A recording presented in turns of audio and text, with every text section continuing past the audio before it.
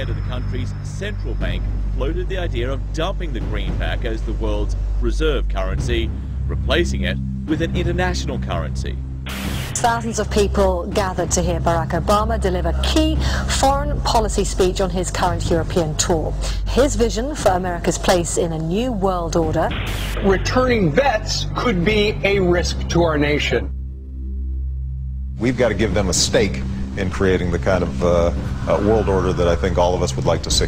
And one of the ways it will drive the change is through global governance. I think a new world order is emerging. This is a hoax and a scam which is designed to transfer wealth and power from the private sector to the government sector and from the government of the United States to a world government.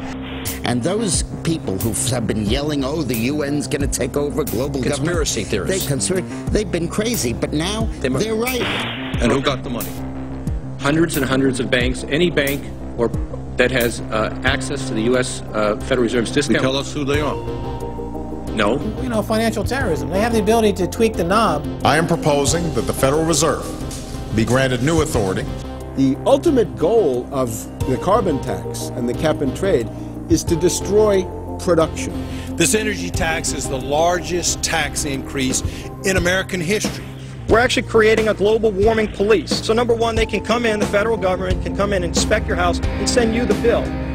We're setting up a global warming Gestapo. And one of the things that if you talk to our generals, they are desperate for is a civilian counterpart to our military forces.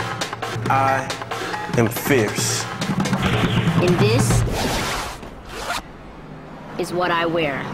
Senator Barack Obama's presidential campaign is asking Missouri law enforcement to target anyone who lies or runs a misleading television ad. I've now been in 57 states. I think one left to go. The president, when he was in Europe last week, he met with the King of Saudi Arabia. He appeared to bow.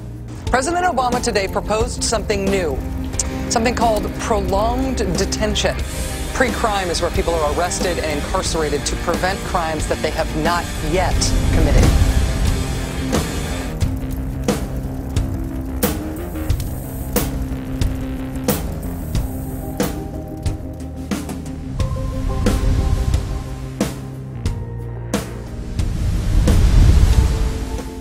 It's the World Wrestling Federation. It's the Washington Wrestling Federation. They put on this show that they're bitter rivalries, you know, villains, and they really don't like each other. But behind closed doors, they buddy up for a drink and make deals. Both the Republican and Democratic parties are owned by the same global elites. And on issues that matter to those global elites, they act as one. They've wrapped themselves in the American flag, and they've talked about preserving American heritage and principles, and all the while they're working to merge us into a new world order where our sovereignty will be destroyed. We'll lose all connection with our American heritage. With Bush, you knew exactly what you were getting. It was there was no iron fist in a velvet glove. It was just the iron fist. Whereas with Obama, you've got the velvet glove and the iron fist. You know, a very sharp guy, very smooth, knows exactly what he's doing. For that reason, far more dangerous than Bush. Well, at the end of last year, I was willing to give Obama the benefit of the doubt. I thought it was premature to write this guy off.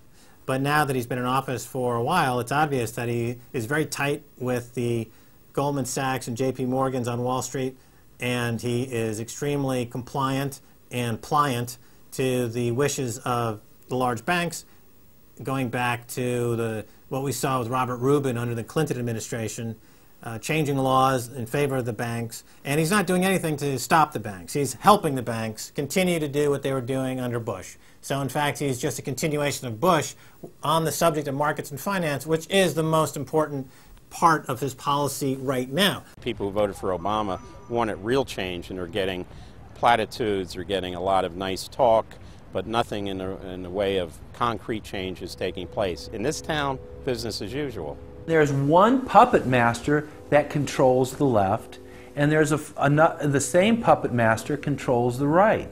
They control the Republican Party, and they control the Democratic Party.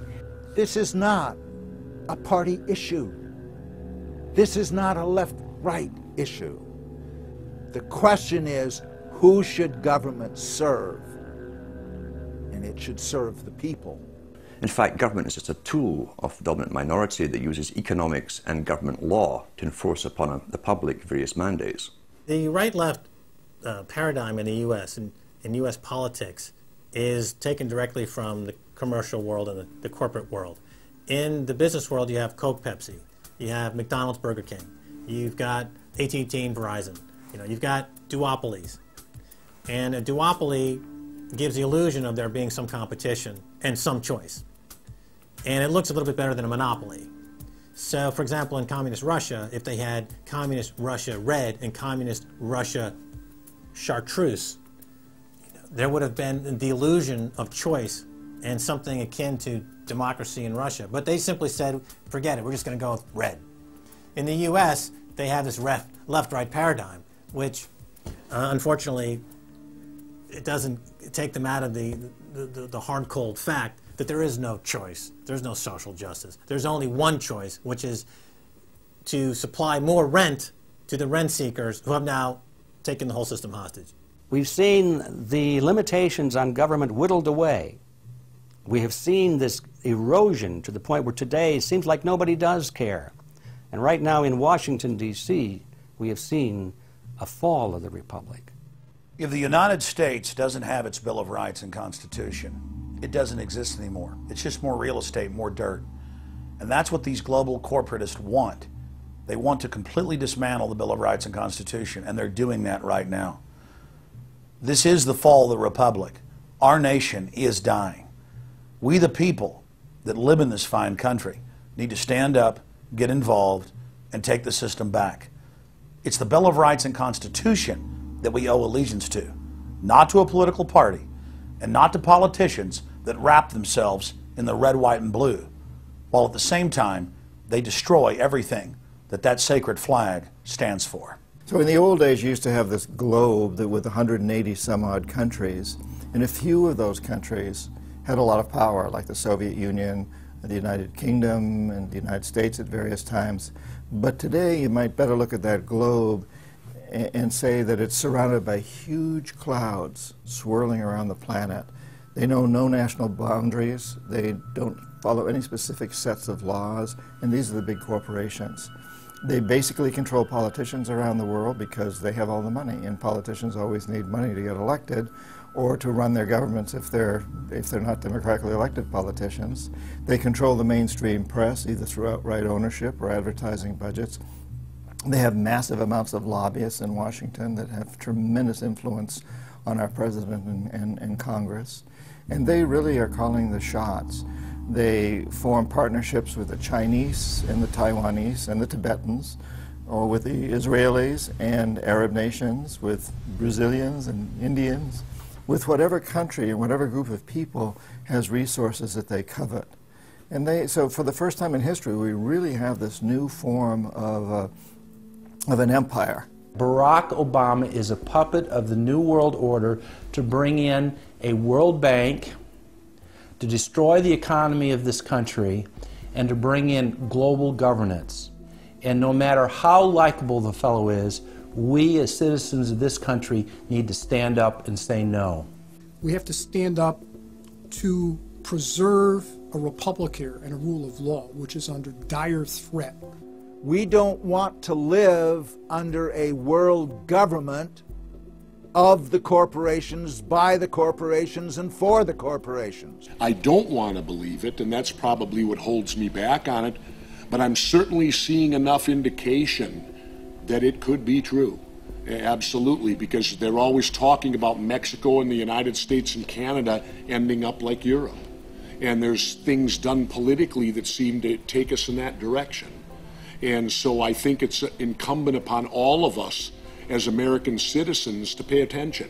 This move to world government is not about roses and happiness and peace and in a better life. It's about enslavement. They said in their own writings, from the earliest times to the present, the world they're bringing in is to be a world where everyone who is born, or would be allowed to be born, would be born to serve the state.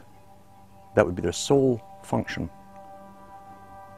That's if they had a job for you to fulfill or a need for you.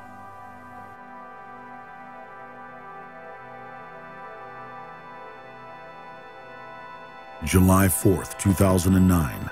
Across the United States, citizens gathered to celebrate the Republic's founding 233 years before. Most people in the crowds were aware that America was going in the wrong direction, that things were changing for the worse. But few could grasp the sheer magnitude of corruption and looting running rampant like a disease through the heart of the nation. The engine of America's greatness is not just its liberties, but the people's willingness to fight to keep them.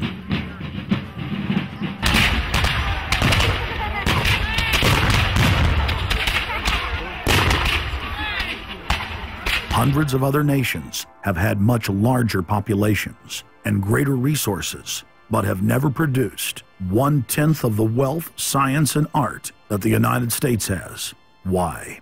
In America, you had an amazing situation because you had the founding fathers who figured out that they could deconstruct the monarchy in such a way and then reproduce it with the three primary branches of government in a way that would create checks and balances and separation of powers. So you could have room, therefore, for individuals to work within the context of a cooperative, which is a democratic system of government. But it would still have enough room for individuals to rise up and become profitable and self-sustaining and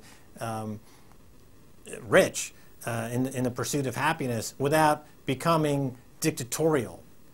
But unfortunately, over the years, since all of those separation of powers have been cut away, and all of the beautiful design by the founding fathers has been co-opted by one corporate entity, one corporate communist entity, you don't have that anymore. So what we have, we're back to where we were before the revolution. You have one monolithic state. For the first 100 years or so of the United States, after the 1700s, when we freed ourselves from British rule, no corporation was given a charter in the United States unless it served the public good. It had to prove that. And then its charter only lasted for 10 years, or sometimes as long as the project to build a bridge or a canal or something lasted. But it had to be up for review, and it could only get charters if it was shown that it was serving the public interest. That changed, primarily because John D. Rockefeller kind of bribed Delaware and New Jersey to begin with into accepting a different system where he said, listen, if I pay you lots of money in terms of taxes, etc., I want to be licensed and not have to serve the public good. I want to be able to get around that law. And state after state after state changed at that point. In the United States, our Constitution and Bill of Rights recognizes that individuals have innate freedoms that can never be taken away by any government. For the first time in history, the people were unbound to reach for their full potential, producing and outcompeting every other nation on earth. The rights of free speech, self-defense, private property, due process of law, and many others ignited a revolution in human development that threatened the despotic rule of monarchs and tyrants worldwide. But the corrupt elites had studied history. They knew that great civilizations could only fall from within. They know from previous experience and history that civilizations come and go and dwindle. They know the reasons why they come and go.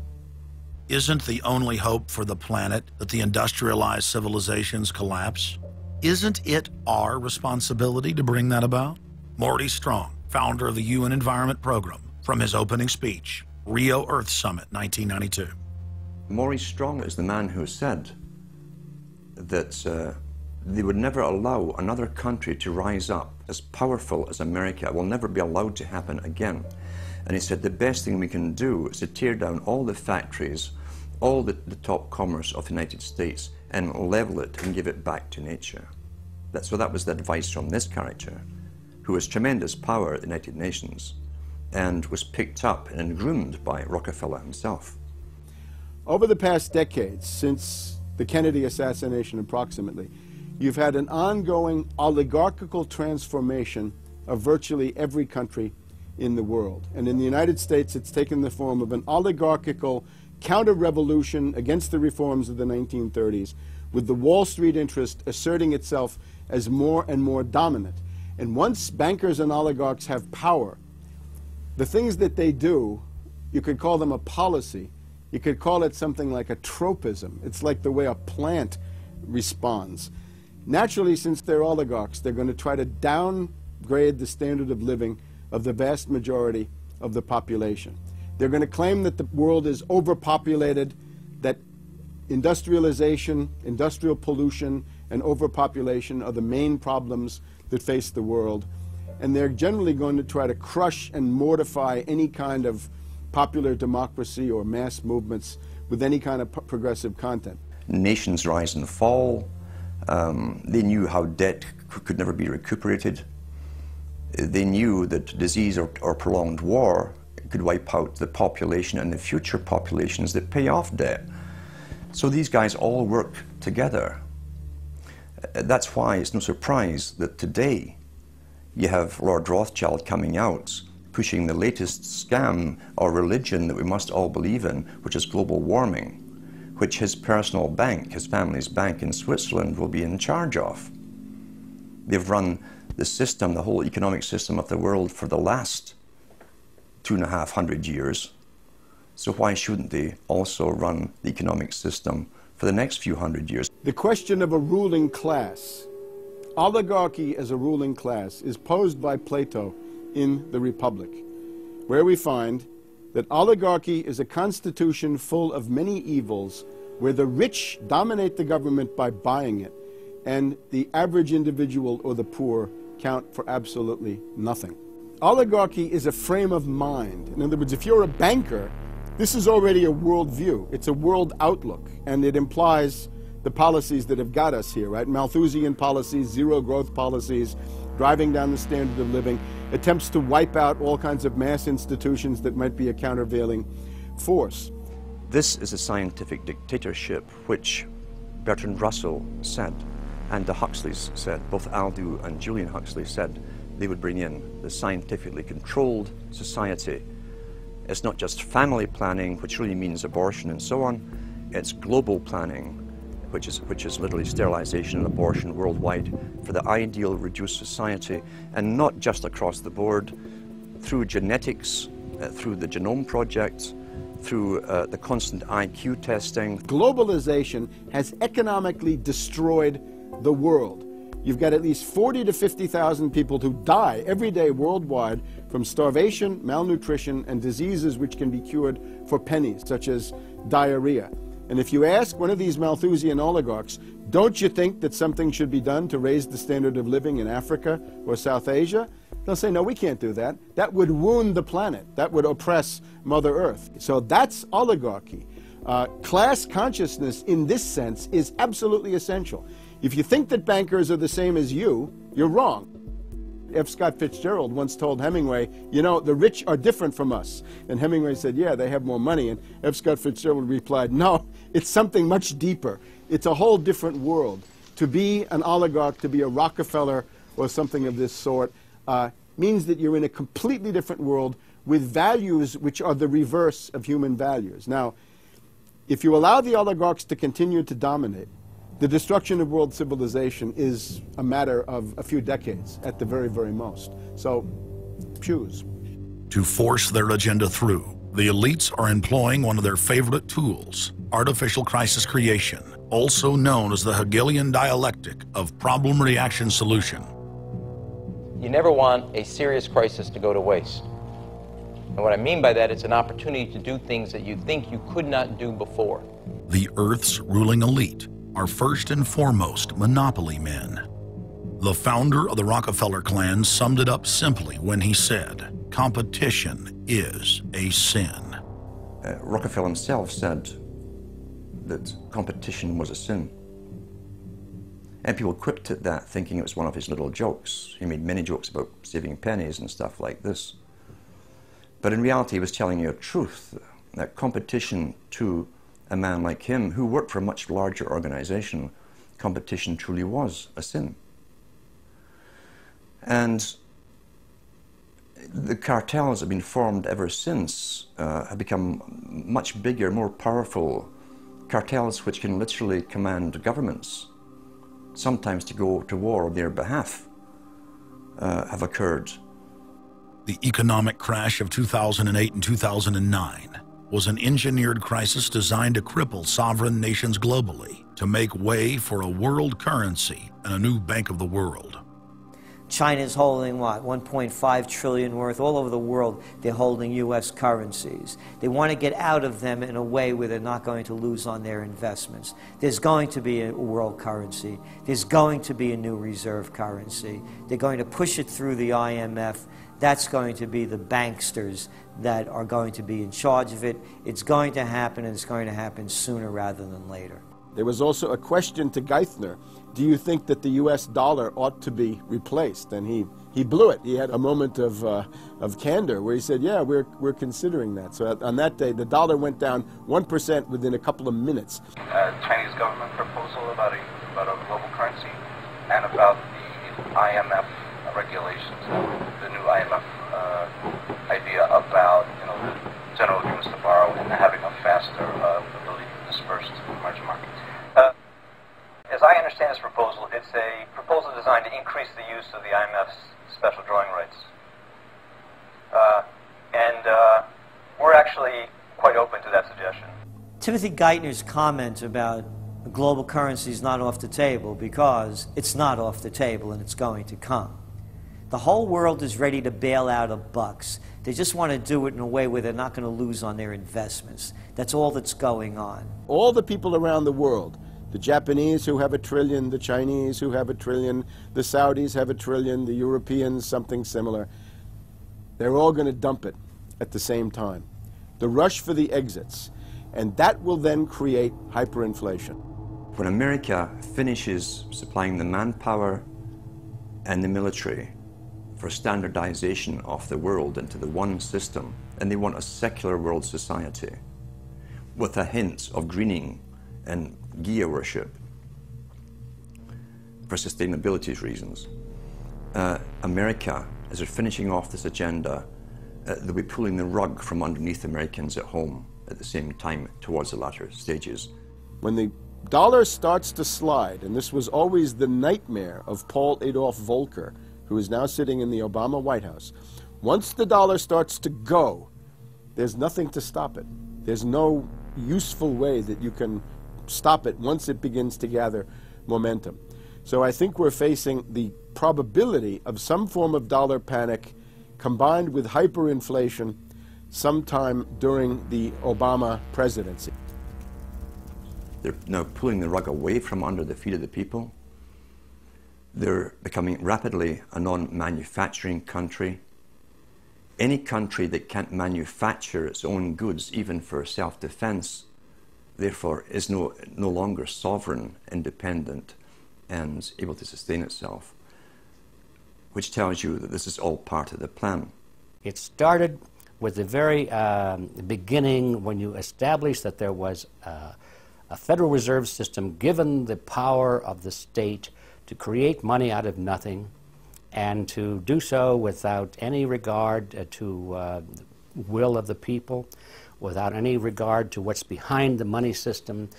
In other words, strictly political and economic motives for the bankers and the politicians. Once you granted that power to a group, the Federal Reserve System, the economic crisis was inevitable. This has happened before. Every time in history when the government was given the power, or a group of banks in conjunction with the government was given the power to expand the money supply at will, those economic systems always wound up in crisis and always collapsed. So there's no reason to believe that the United States was given some kind of a get-out-of-jail-free card, an exemption from the processes of history. So the economic crisis began at the very beginning, and as a matter of fact, when the founders of the Federal Reserve System met on Jekyll Island back in 1910 and were drafting the Federal Reserve Act, one of the things they discussed was how to pass on the inevitable losses to the taxpayers. They knew that inevitably something like this would happen, and they knew that there had to be some way to get out of it without destroying the banks, of course, because they were the banks. And they said, aha, we'll go into partnership with the government, we'll take our cartel agreement and pass it into law, call it the Federal Reserve Act, and we'll make the taxpayer come online and be responsible to bail us out if and when the failure finally comes. Who's going to soak up the derivatives? Who's going to soak up the debt? Who's going to be penalized? And right now, it looks like Wall Street's getting bailed out, and the little guy and the middle of Main Street America are all going to pay the penalty. Can the economy be turning around here? Are happy days here again? And can we actually have growth without jobs? Is this an oxymoron, jobless recovery? We're going into the greatest depression. There will be no job growth. Unemployment will continue to escalate. Along with it, so too will crime, poverty, kidnappings, boss snappings. And the more things spin out of control, the harder the hammer is going to come down by the federal government to keep everyone in control. Power is much, much more important to them than money is. Money is only a ways to the means. Power is the end result. The elite's main goal is to destroy national sovereignty and individual independence. To consolidate their grip on power, the banksters create artificial debt bubbles that are mathematically impossible to pay back. These are those sinister, toxic assets, the complex financial instruments that they talk about but never really name. They're paper based on paper. They're credit default swaps, collateralized debt obligations, mortgage-backed securities, asset-backed securities, structured investment vehicles, auction rate securities, and so on down the line. It's an immense mass of cancerous, fictitious, speculative paper, bloated in value, impossible to bail out. Triage the derivatives on their books. There's no way to bail out a $1.5 quadrillion black hole of derivatives, but nevertheless they tried. The Wall Street cronies are crooks. If you leave the vault to the bank open, these people are going to help themselves. The job of the government is to make sure there's somebody there to make sure the vault is closed, and very few people have the combination.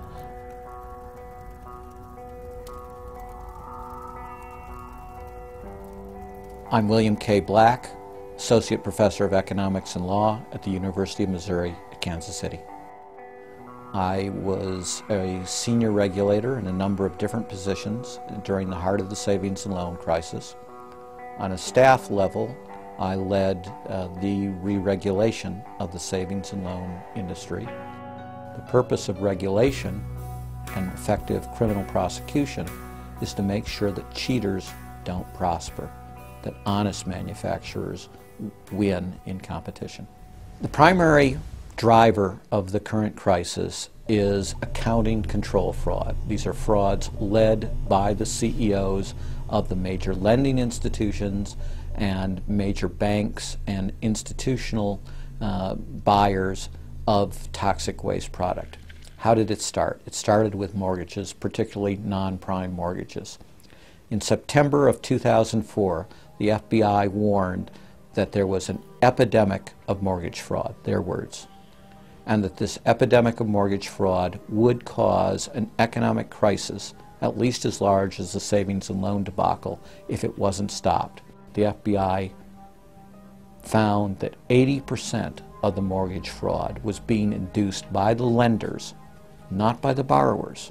You know, much of the rage has been against the borrowers, but if you want rage, it should be at the CEOs who became fabulously wealthy by following a strategy based on fraud. The Wall Street people and their friends here at the Federal Reserve and at the U.S. Treasury and down the Washington Mall here at the U.S. Capitol. That's where the damage was done, and if people want to vent their anger, they need to vent it against these people. Between the Bush-Paulson administration and the Obama, Summers, Geithner, Volcker administration, there's really a total continuity of economic and financial policy. Geithner was on board at the Fed, the New York Fed, dealing with all these institutions. He didn't get it. And then we had this fellow who came up afterward, Mr. Friedman. He was on the Goldman Sachs board, and he didn't last too long as a Fed chairman. Why? Because he had a conflict of interest. Is it possible that there's so much conflict of interest here that all you folks don't even realize that you're helping people that you're associated with, and you should be recusing yourself for America's ethics? I behaved with the... You don't think you should have recused yourself when you asked Lehman to go in bankruptcy, you didn't put Bear Stearns in bankruptcy, and then you folded Merrill Lynch into... I mean, isn't there some point where you got to say, hey, I got a conflict of interest here? You don't feel any kind of scintilla of ethics on this thing at all? Totally. I operated very consistently within the ethic guidelines I had as Secretary of the Treasury, and when it became clear that we had some very significant issues with Goldman Sachs and with why didn't you recuse yourself with Morgan Stanley, what I did then, it would have been very wrong for me to recuse myself. What I did was I went and got a waiver from the ethics agreement, because when we had concerns... Who is in charge of the ethics agreement? What? Who's in charge of the ethics agreement that you got a waiver? We have a Office of Ethics at Treasury, and we have a White House ethics office. So you got it from the legal counsel from the White House? We got it from the Government Ethics Office. So we had Snow, we had Paulson, now we have Geithner. All these people cut from the same bowl of cloth. These are not independent Treasury secretaries. They're part of the problem, not part of any solution. And it would have been nice to see President Obama effect some change in Treasury, but of course, he went and got a Wall Street insider as his Treasury Secretary. Everything that's speculative, parasitical, cancerous, bloated from all these administrations, going back to Carter and even beyond, comes together in the Obama administration. With Volcker, with Summers, who's part of the economic crimes under Clinton, the guy who brought you derivatives and the abolition of the Glass-Steagall firewall. You could not have gotten a more perfect setup for a takeover from a previous government, the Bush regime, than the Obama regime. Now, there are some authors out there already saying that it's the same bunch, and it's true. It's the same bankers who put the same boys forward. Obama, far from helping the public and giving them something new or giving them more power and say over their own affairs, has actually sided immediately with the bankers who once again have robbed the public blind, and now they must get bailed out by your tax money. Obama does it all with left cover. He makes you think that he's somehow different from Bush, that this is somehow benevolent, that he cares about the poor. And in reality, this is the cruelest hoax and the most bogus sham. Obama is 1,000% devoted to Wall Street interests. When Wall Street says jump, Obama jumps. And again, it's about $30 to $40 for the bankers for every dollar that ever reaches an unemployed person or somebody who's on food stamps or some infrastructure building for highways. The hope with the Obama administration was that it would move us beyond this. But unfortunately, what we're seeing more and more is that Obama has brought in many of the economists who bought into the system in the past. Larry Summers is a very good example. And so many of his economists, many of the people there, you can really almost at this point relate Obama to Hoover, who did something similar in his presidency, as opposed to Franklin Roosevelt, for example, who brought in a very fresh team. So the concern here now is that Obama's falling into this trap of bringing in the same people who put us in the position that we're in today, and other people who buy into the same theories that brought us here, this mutant form of capitalism. Presumably what most politicians want to come in is say, hey, the problems of the past, they're due to the old guy. And I'm cleaning house, and I'm going to bring in a new team, and don't blame us for the things we've inherited. Can't say, you know, those policies of the past that came before were insane, because you got the guy that was one of the key architects of those policies.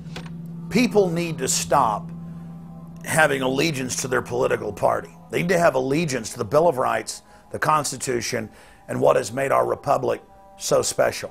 The basic human rights and dignity that every citizen of this country inherently has. Not because it's some right given to us by government, but because our Bill of Rights, our Constitution, enshrines that these are inalienable rights given to us by God, that we inherently have as sentient, free, conscious beings. But instead the public cheers on the Republicans as they win, or cheers on the Democrats as they defeat the Republicans. It's an endless, staged, gladiatorial event, special interest own both parties, and they project this false left-right paradigm up as like a movie screen. And behind that, behind the throne, the establishment is able to control our society and engineer it into this high-tech police state. If you try to let the finance oligarchs who created the crisis turn around and say they're the doctors who are going to get you out of the crisis, they will dig you deeper and deeper into the bottomless abyss of world economic depression, financial collapse, and disintegration.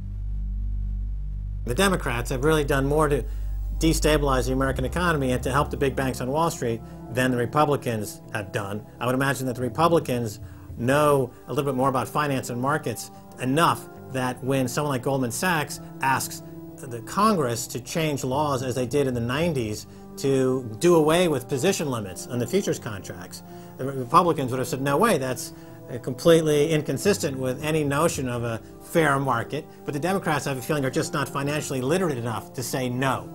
And I think that Goldman has very shrewdly positioned themselves with the Democrats, because the Democrats typically, like many NGOs that I've run into, they seem to have a complete inability to comprehend these issues of markets and finance and how it relates to social justice.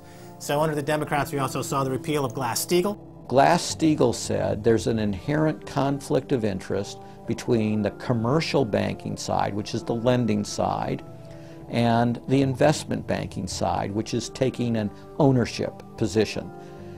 And we have to end this conflict of interest by separating these two entities. You can have investment banks and you can have commercial banks, but they have to be separate. Do you think that the repeal of Glass-Steagall was a tragic mistake? No, I don't think so. You could be a commercial bank like Chase Manhattan, or you could be an investment house like JP Morgan, or a bank like Bank of America, or an investment house like Merrill Lynch. But you couldn't be both. And as the 90s went on, the screaming hyenas of Wall Street were demanding that this prohibition, this regulation, be abolished. This was an illegal and inappropriate form of casino.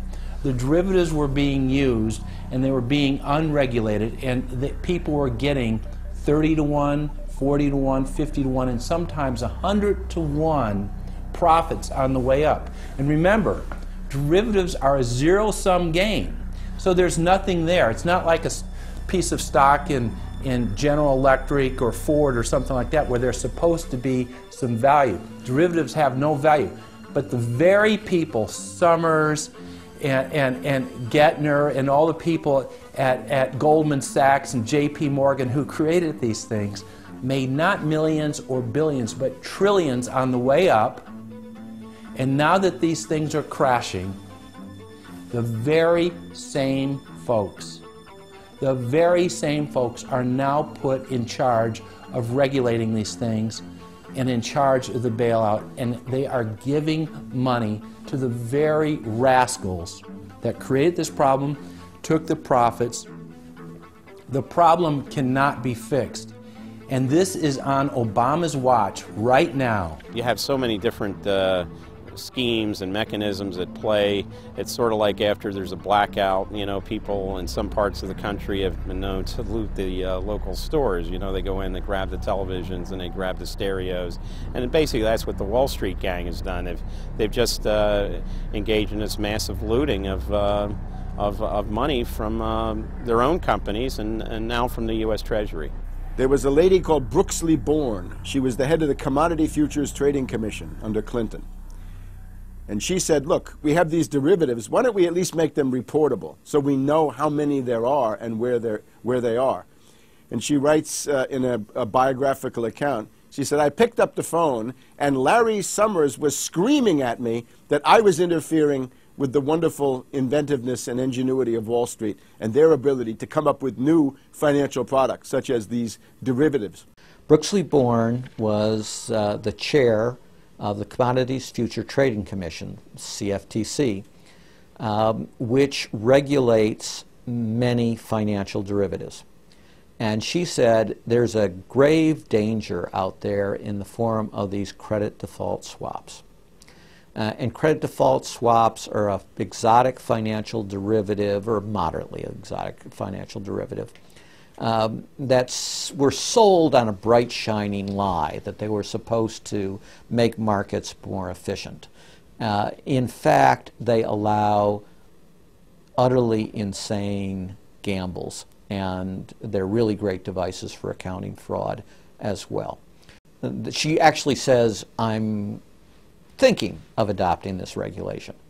The Clinton administration goes berserk, and in particular Larry Summers, but also Rubin. Now behind Larry Summers, there's another layer. Bob Rubin of Goldman Sachs, the Clinton administration, and Citibank. And he also thought that derivatives were a wonderful thing for the U.S. economy, and he made sure that they were never regulated. Also, we can't forget Alan Greenspan over at the Federal Reserve. Now, you look at Summers, he is sitting in the White House today, making policy for Obama. Summers tells Obama what to do. Summers tells Geithner what to do. He's also got some of his hatchet people in the administration. Mary Shapiro runs the Securities and Exchange Commission.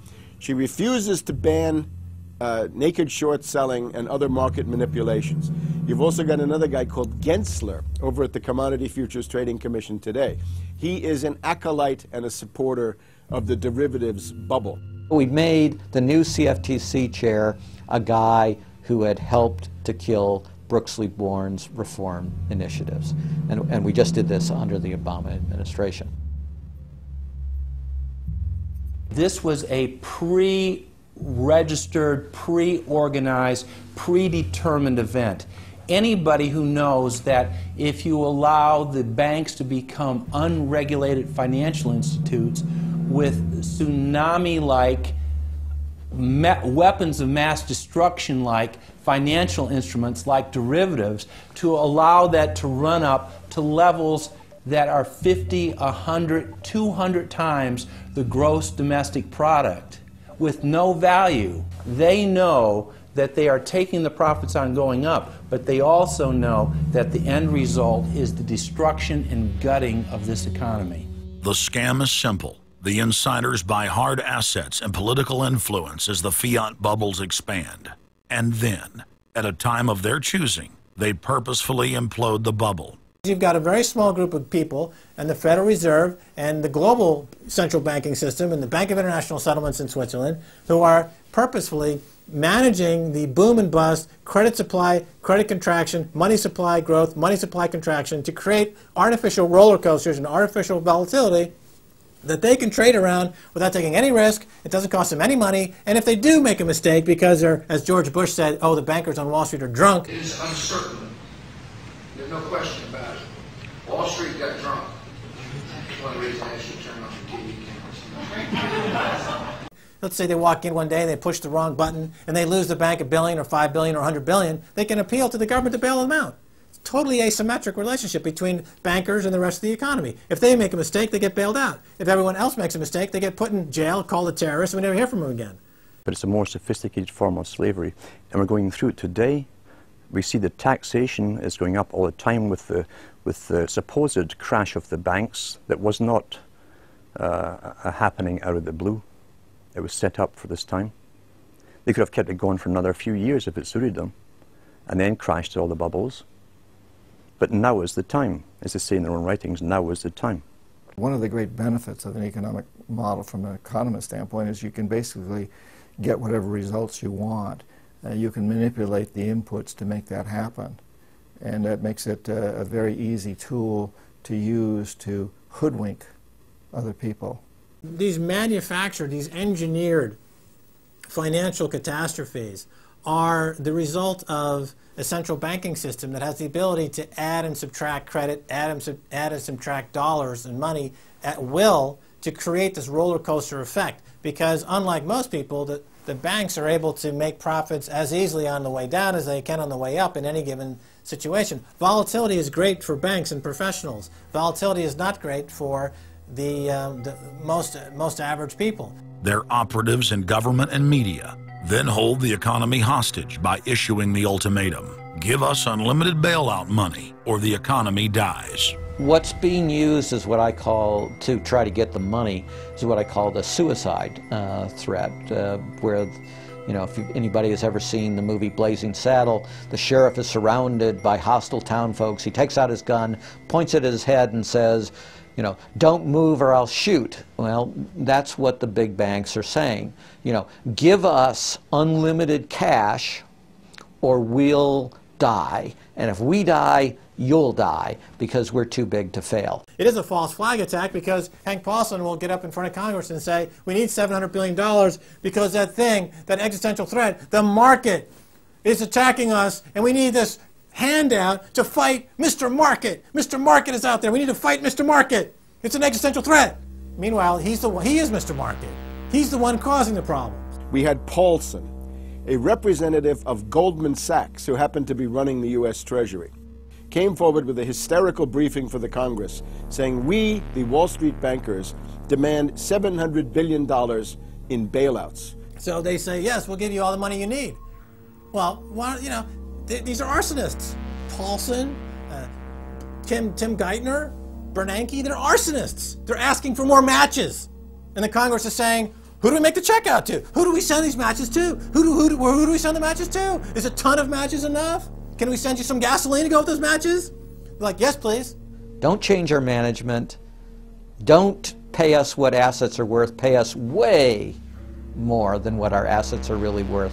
Don't make us use honest accounting. Allow us to lie. We've just, under congressional pressure, changed the accounting rules for the express purpose of making sure that the big banks don't have to report honest losses.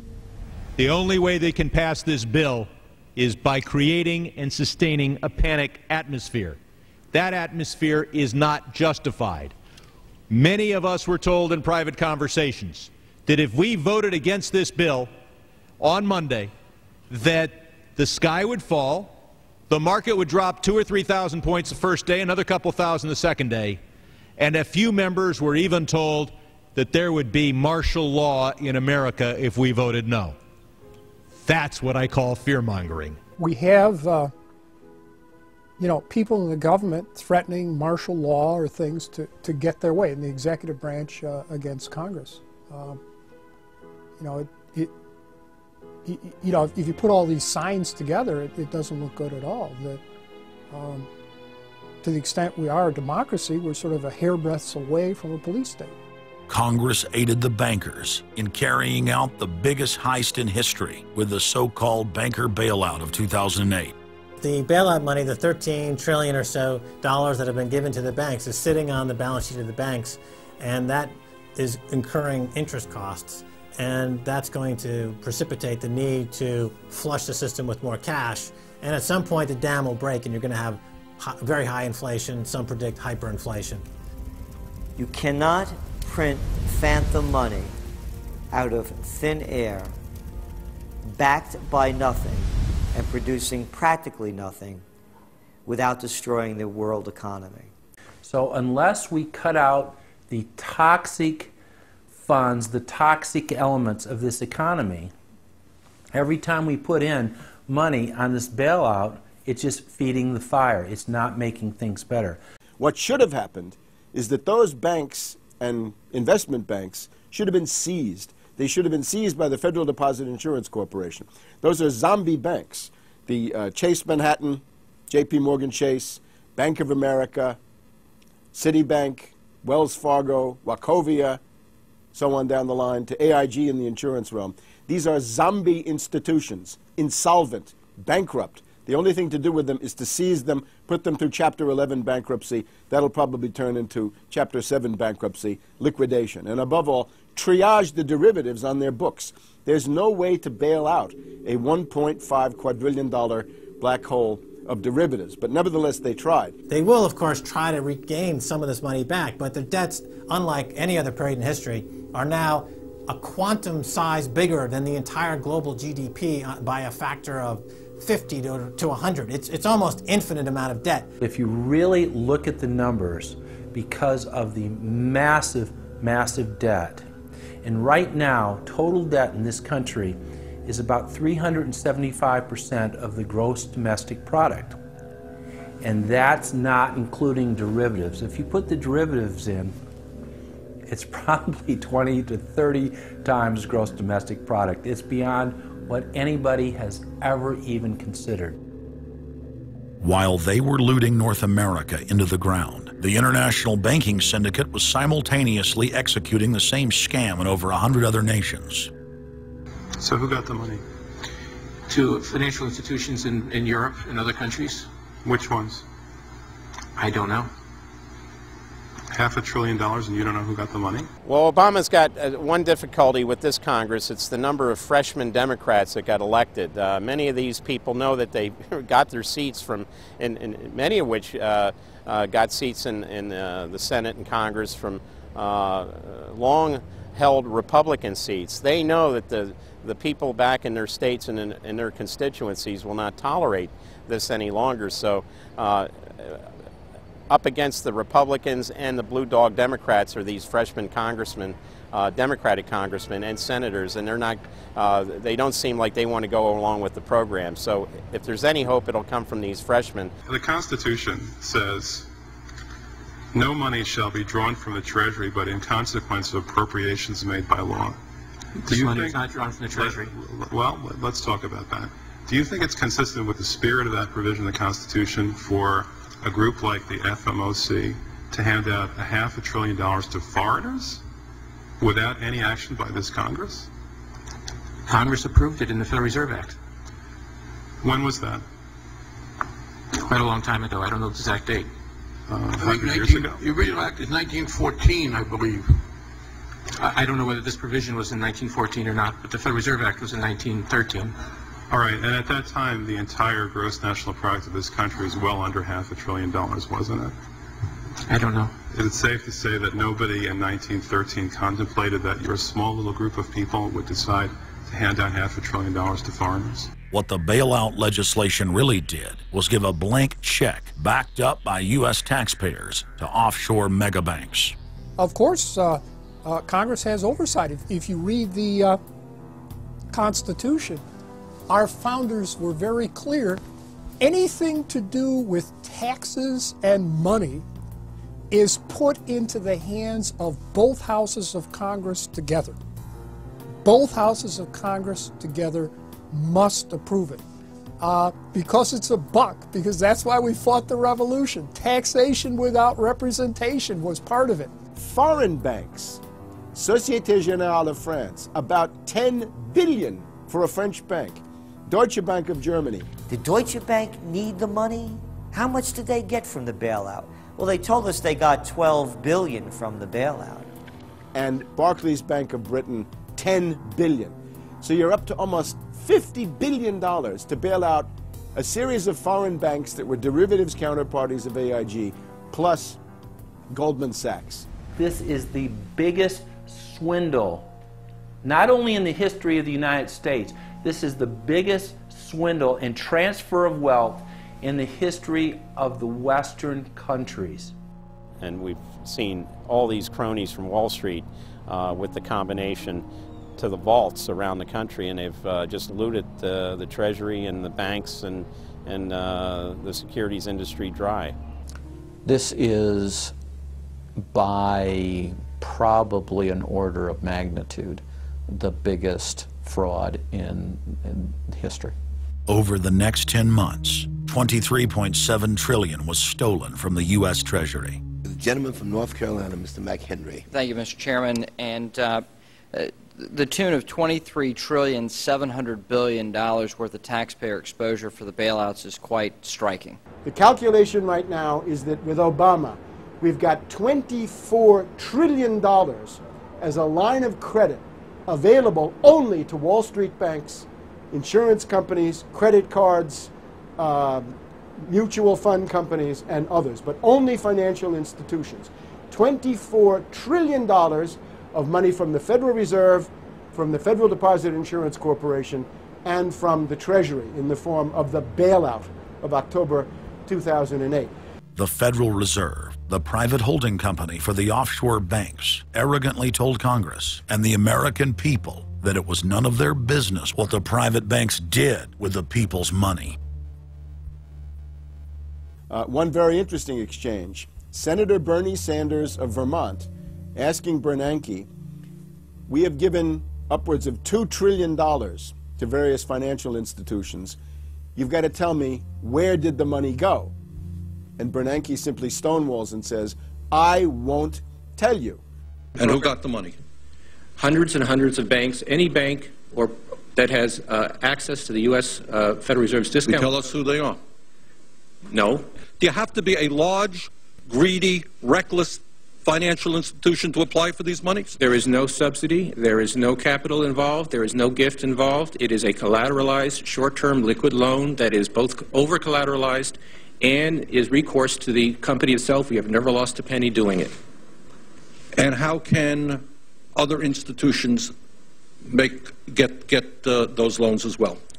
According to the law, we are supposed to be lending to depository institutions. Let me just say this, Mr. Chairman. I have a hard time understanding how you have put $2.2 trillion at risk without making those names available, those institutions public.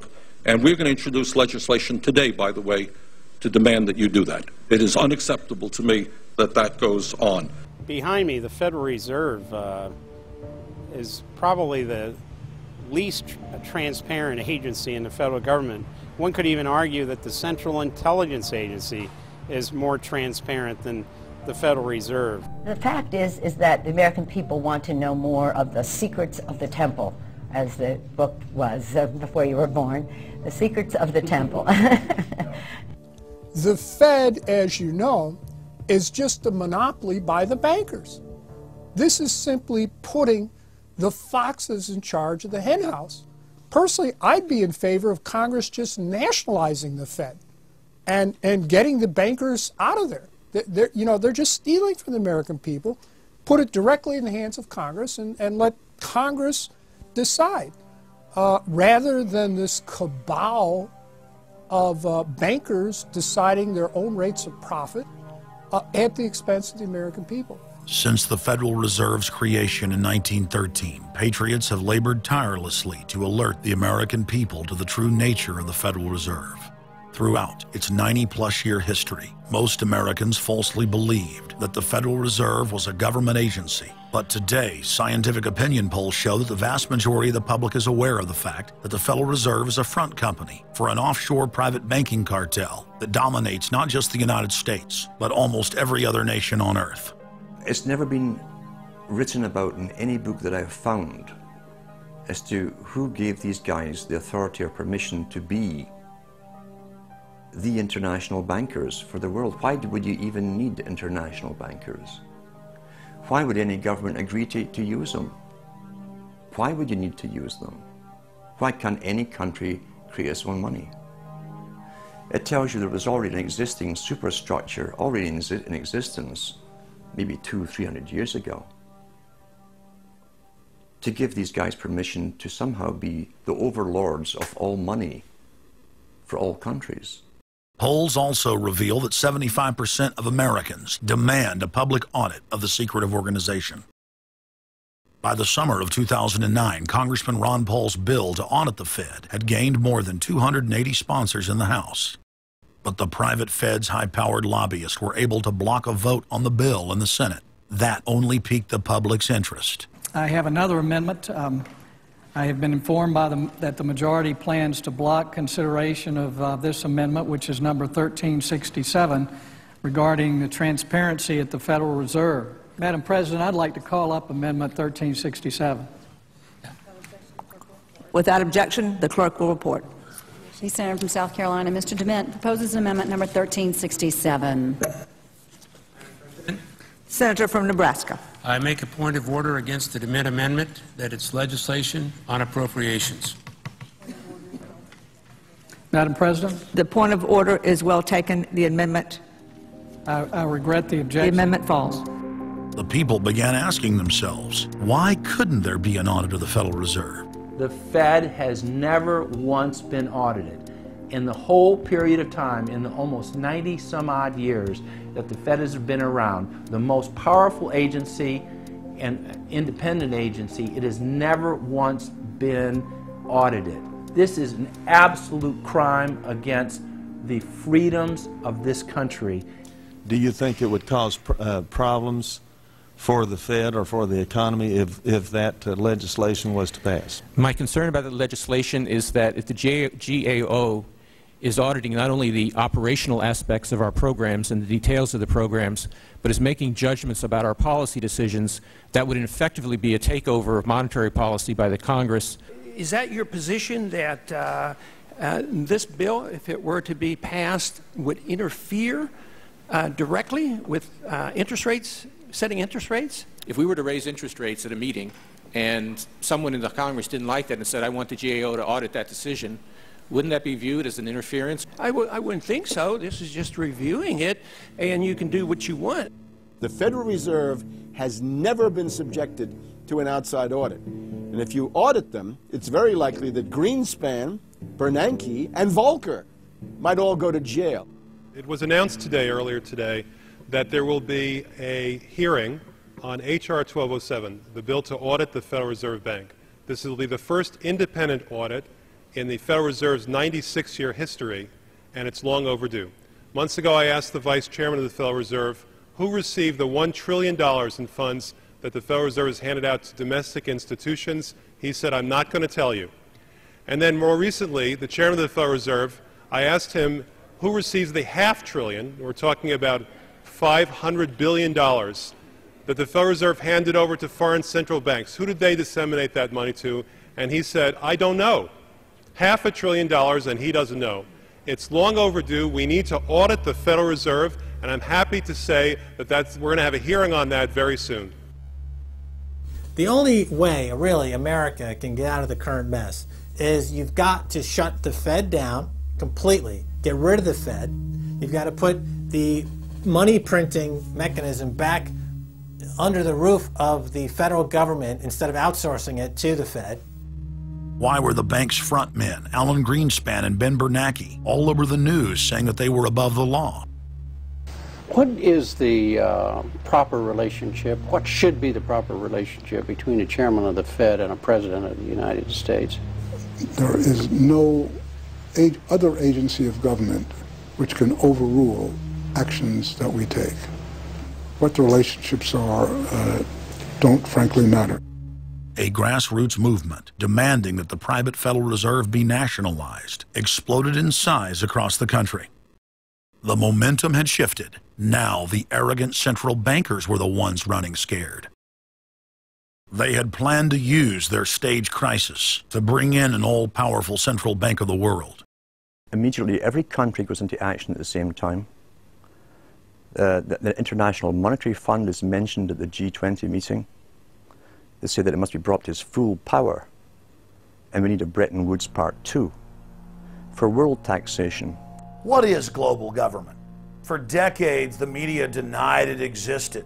But now they're saying, oh yes, there's going to be a global government, a new bank of the world, and we're going to pay our carbon taxes to it. What is it? It's nothing more than a private, hostile, corporate takeover of every sovereign nation on earth. And then when you look at the philosophy of these global corporate chieftains, it is one of domination of the poor, domination of the population. It is a view that human life just isn't cheap. No, human life is a negative. And so no matter what they do, they have the rationale that it's in the greater interest to get rid of more human lives. They are so arrogant and they're so sure of themselves, they're saying, yes, we created the European Union, we created the Euro, and these are from the people of the Bilderberg. We are going to create a World Bank. We're going to create a world government.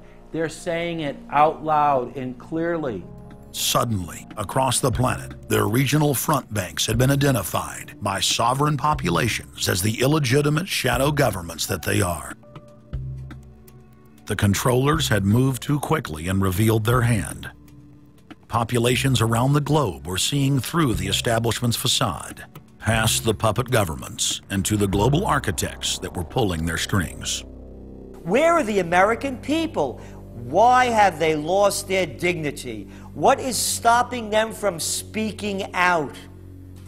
Why have they become little mice that follow Pied Pipers? How can they look up to these pathetic politicians?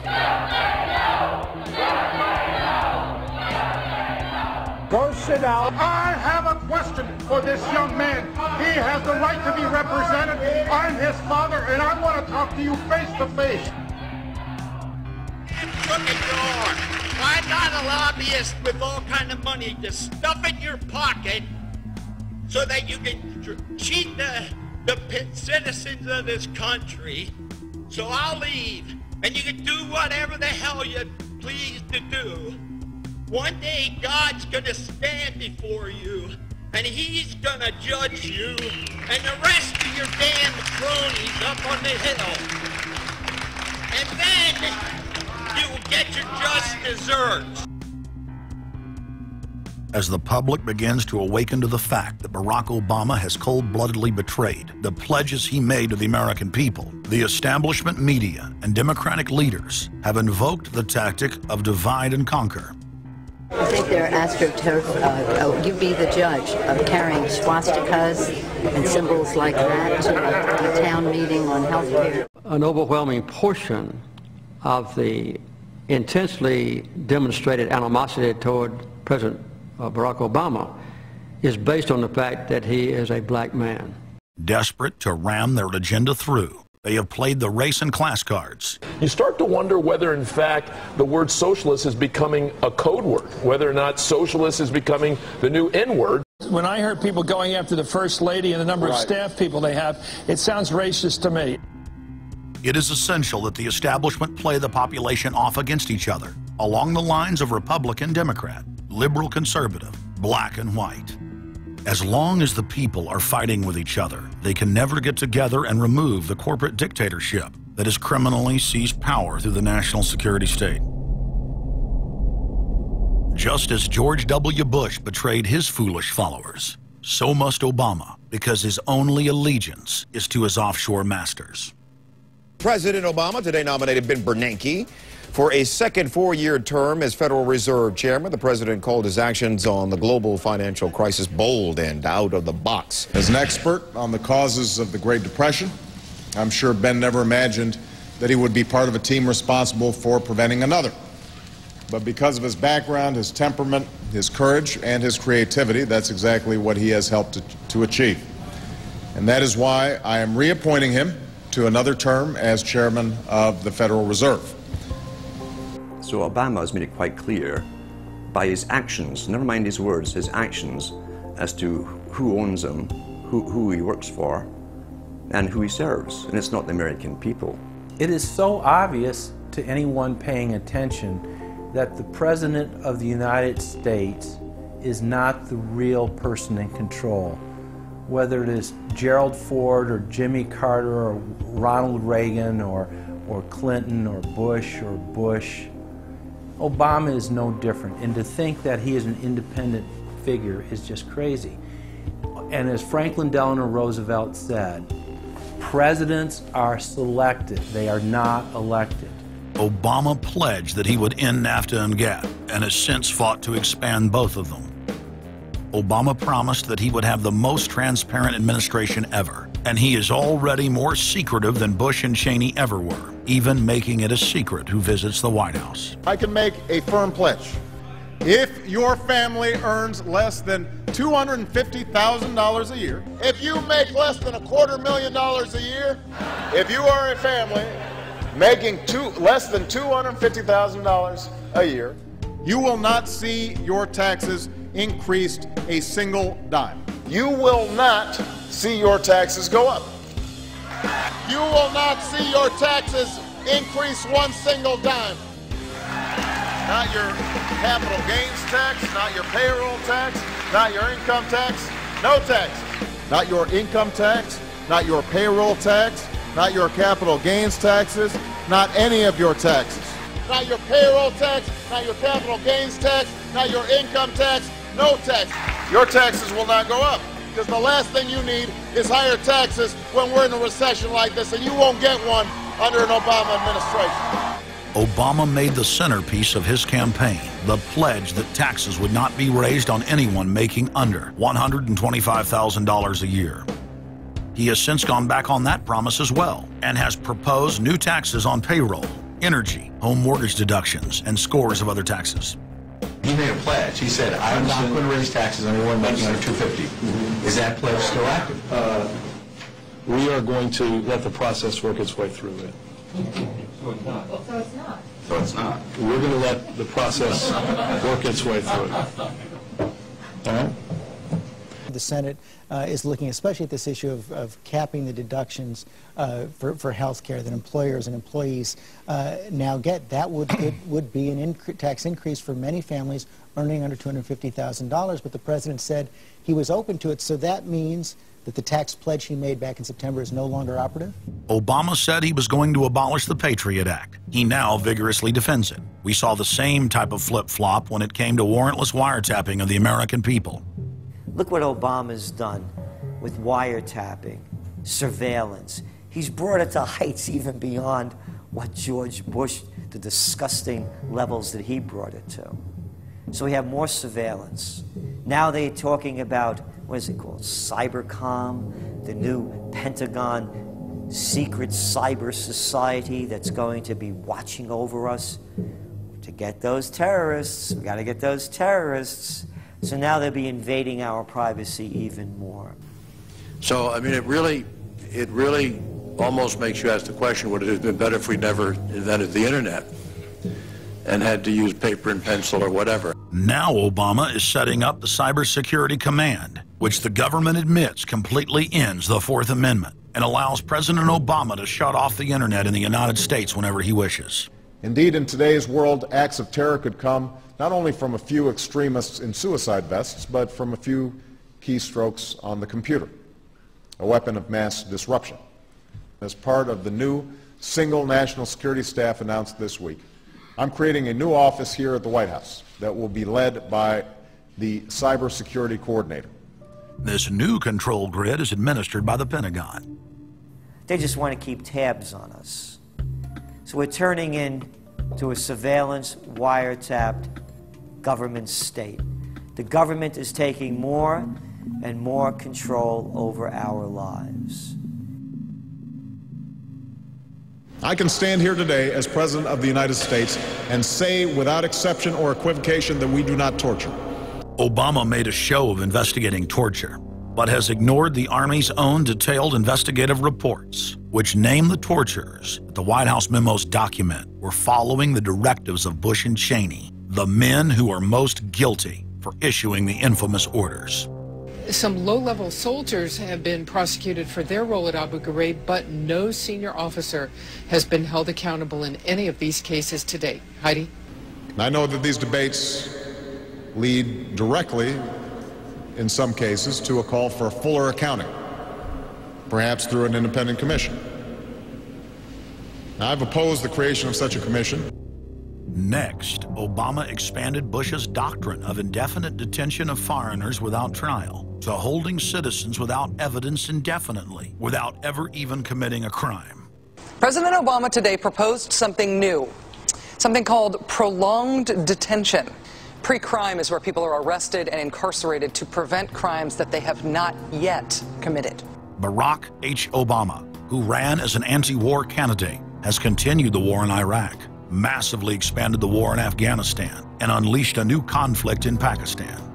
Now Obama is promoting the biggest defense budget in history, dwarfing George Bush's war machine.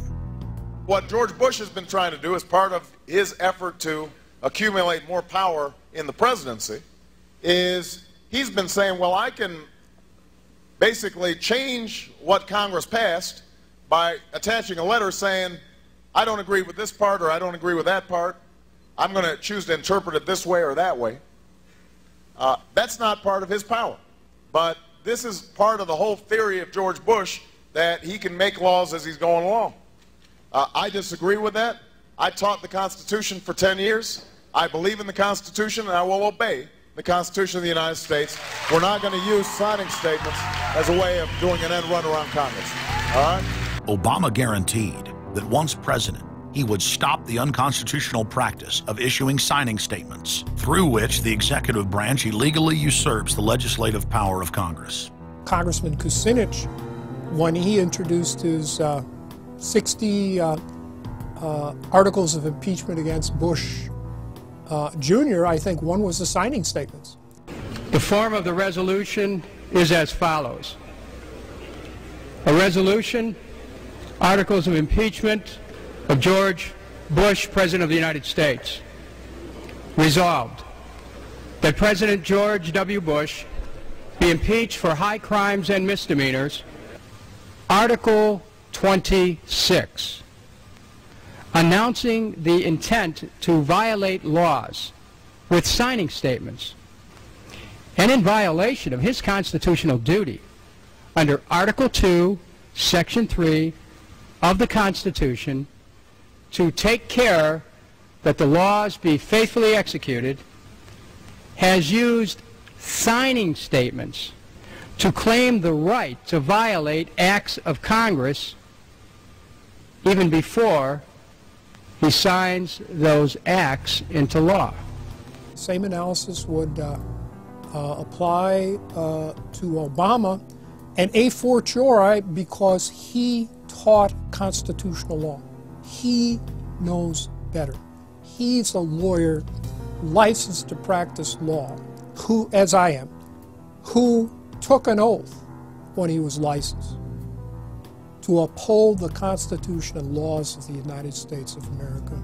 With his signature on the spending bill also came Obama's first signing statement, a presidential declaration freeing him from following some of the bill's contents. I believe in the Constitution, and I will obey the Constitution of the United States.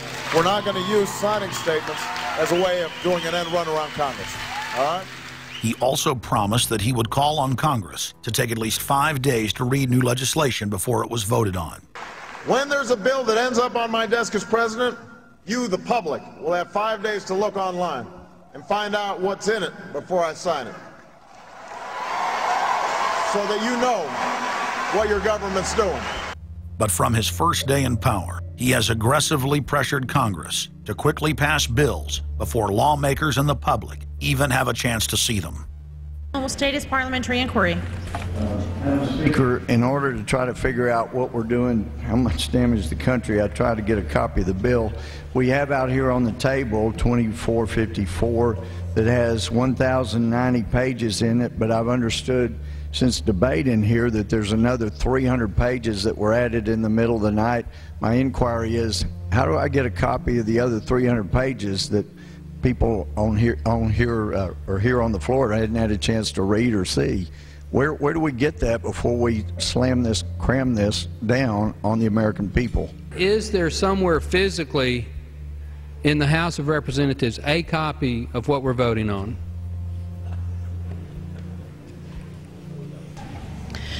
The gentleman has not stated a parliamentary inquiry that the chair can answer. Mr. Speaker, I have to say that I am outraged. Here we are getting ready to vote on a piece of legislation, and we haven't even seen 300 pieces of this legislation. No one can even find the bill or even knows where it's at. Obama swore that he would never put lobbyists or donors in his administration. Treasury Secretary Timothy Geithner appointed Mark Patterson, and this is a former top lobbyist for Goldman Sachs, as his chief of staff. And then last week there was a lot of buzz over William Lynn. He was appointed to the #2 position at the Defense Department. William Lynn, also a former top lobbyist for Raytheon, which is one of the 5 largest defense contractors.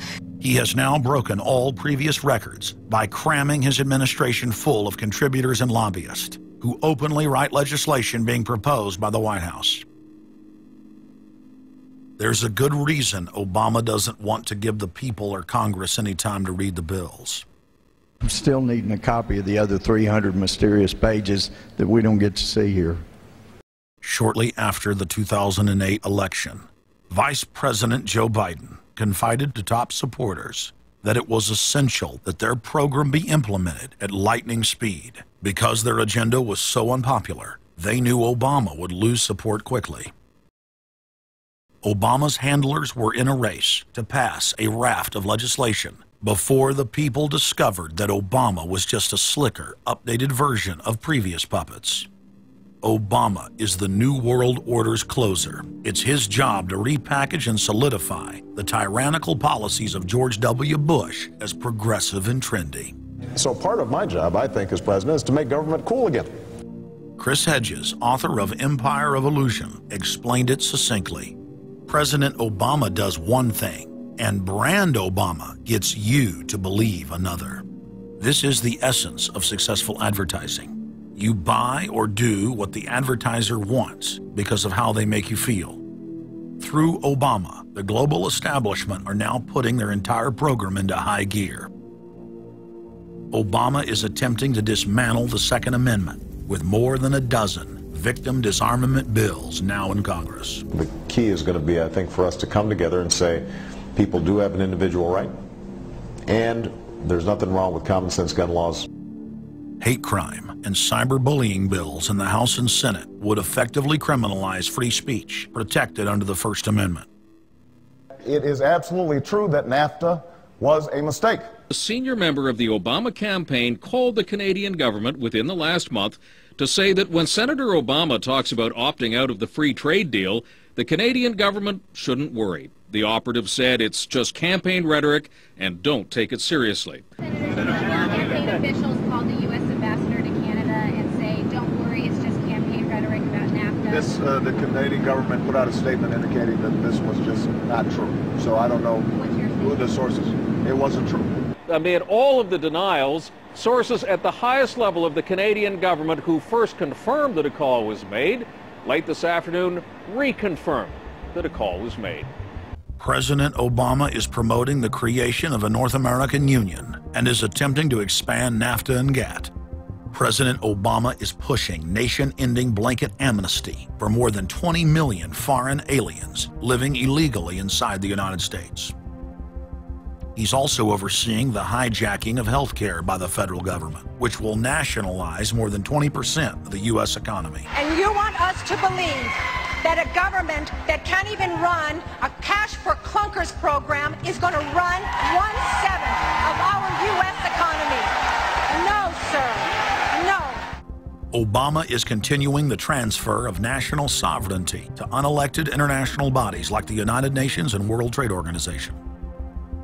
And most important of all, under the cover of banking reform, Obama wants to hand dictatorial power over the United States economy to an offshore private banking cartel known as the Bank of the World. Richard, what happened to all those threats from France's president about storming out and about having a global regulator who was going to reach across borders and be able to deal with markets no matter what country they were in? They have opened up the idea of there being some form of other regulator across countries, and I think that's going to come So back. is this some sort of new world order, which Gordon Brown kind of alluded to?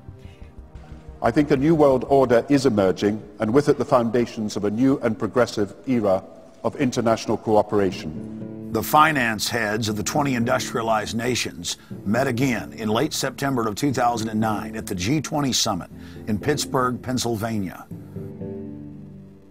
At that meeting, ministers called for an end to the dollar as the world reserve currency. They also called for a strengthening of global governance and called for a new world order. While the bankers were busy carving up the world at the G20 summit, Barack Obama was in New York City at the United Nations because he's got a new job to chair the United Nations Security Council, the most powerful position in the world government body. President Obama does what no other U.S. president ever has. As President Obama presided over the UN's most powerful body, that would be the Security Council.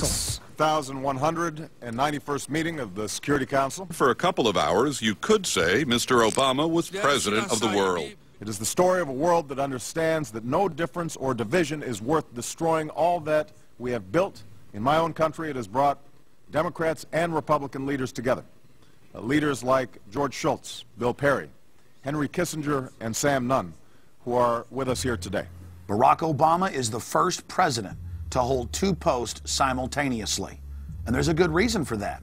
It's illegal. Article 1, Section 9 of the Constitution forbids any U.S. president from serving any foreign government or institution. He swears an oath to protect and defend the Constitution of the United States. But now Barack Obama has sworn allegiance to the global government and the United Nations that he heads up. Let that sink in real good. Barack Obama now heads the United Nations Security Council. You cannot serve two masters, and Obama isn't. He's selling out the last vestiges of sovereignty that this country had. This, ladies and gentlemen, is the destruction of our nation, and it's also high treason. Obama's lies are obvious and out in the open. He hides in plain sight. And from the moment he took office, his lies have only increased, despite the fact that his ratings have dramatically dropped since Election Day, from the mid-80s to the low 40s. A large portion of Americans still gullibly hang on his every word. It is bringing entertainment to thousands of people. Through its magic, we are able to enjoy a combination of the radio, motion pictures, and the stage, right in the comfort of our own homes, simply by pushing a button and turning a dial. These cells with their electrical charges are scanned by a stream of electrons, completing 30 pictures a second. Compare that crude picture with these of today, and you can judge for yourself how far along the road to perfection television has traveled. Most people still today think that all entertainment to do with movies, drama, is therefore nothing more than their entertainment. It never ever was that case. Of course, television can't perform such miracles as this, yet. But perhaps there's no harm wishing that it could. The greatest social messages are promoted through movies and drama, high drama, through the fixation of emotive sequences, emotional sequences, not logical, factual sequences, but pushing points across in an emotional way which register and fix in the mind. So emotional content is very, very important, rather than going through an actual discussion or an argument using logic and facts. There's no debate. And when you're being downloaded through fiction, your guard is down, the censor part of your brain is not in action. It isn't saying, yes, I agree with this, I disagree with that, as you would in a debate or a lecture. You're actually in an alpha state, being completely downloaded with new ideas. Throughout history, social engineers have refined techniques designed to control large populations. About 100 years ago, this big organization with many branches, they wanted to rule the world basically using Britain as a nucleus of a system, an embryo, which also was going to be joined with the US under the Anglo-American establishment, wrote about the kind of culture and the changes of culture over a 100-year period that they would actually design, implement, and bring in. And H.G. Wells talked about it too. He talked about arenas.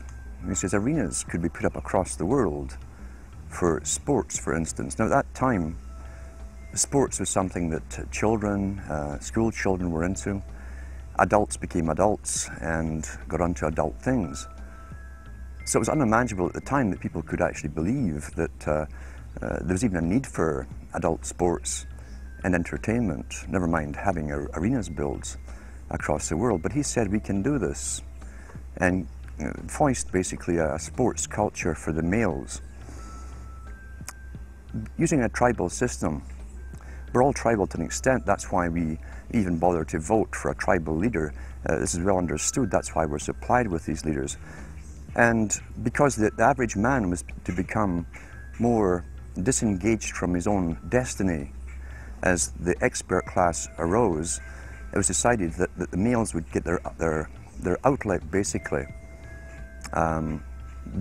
gradually becoming helpless as males through sports. Therefore, they'd have a tribal team they could identify with. They could cheer them on as they were winning.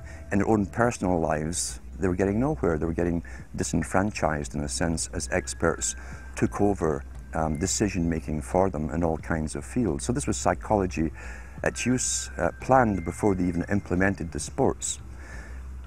When radio came along, of course, they used that to the maximum. Sports for the men, soaps basically for the women, and then in came television, as I say, with its alpha state, its hypnotic state. And sure enough, around the 1960s, really, 50s and 60s, it took off. It really, really took off. And men became glued on Saturday nights to the sports shows. A culture industry, which is called by its own the culture industry. The Soviet Union had a department called the culture industry. Their actors and directors were called the cultural leaders,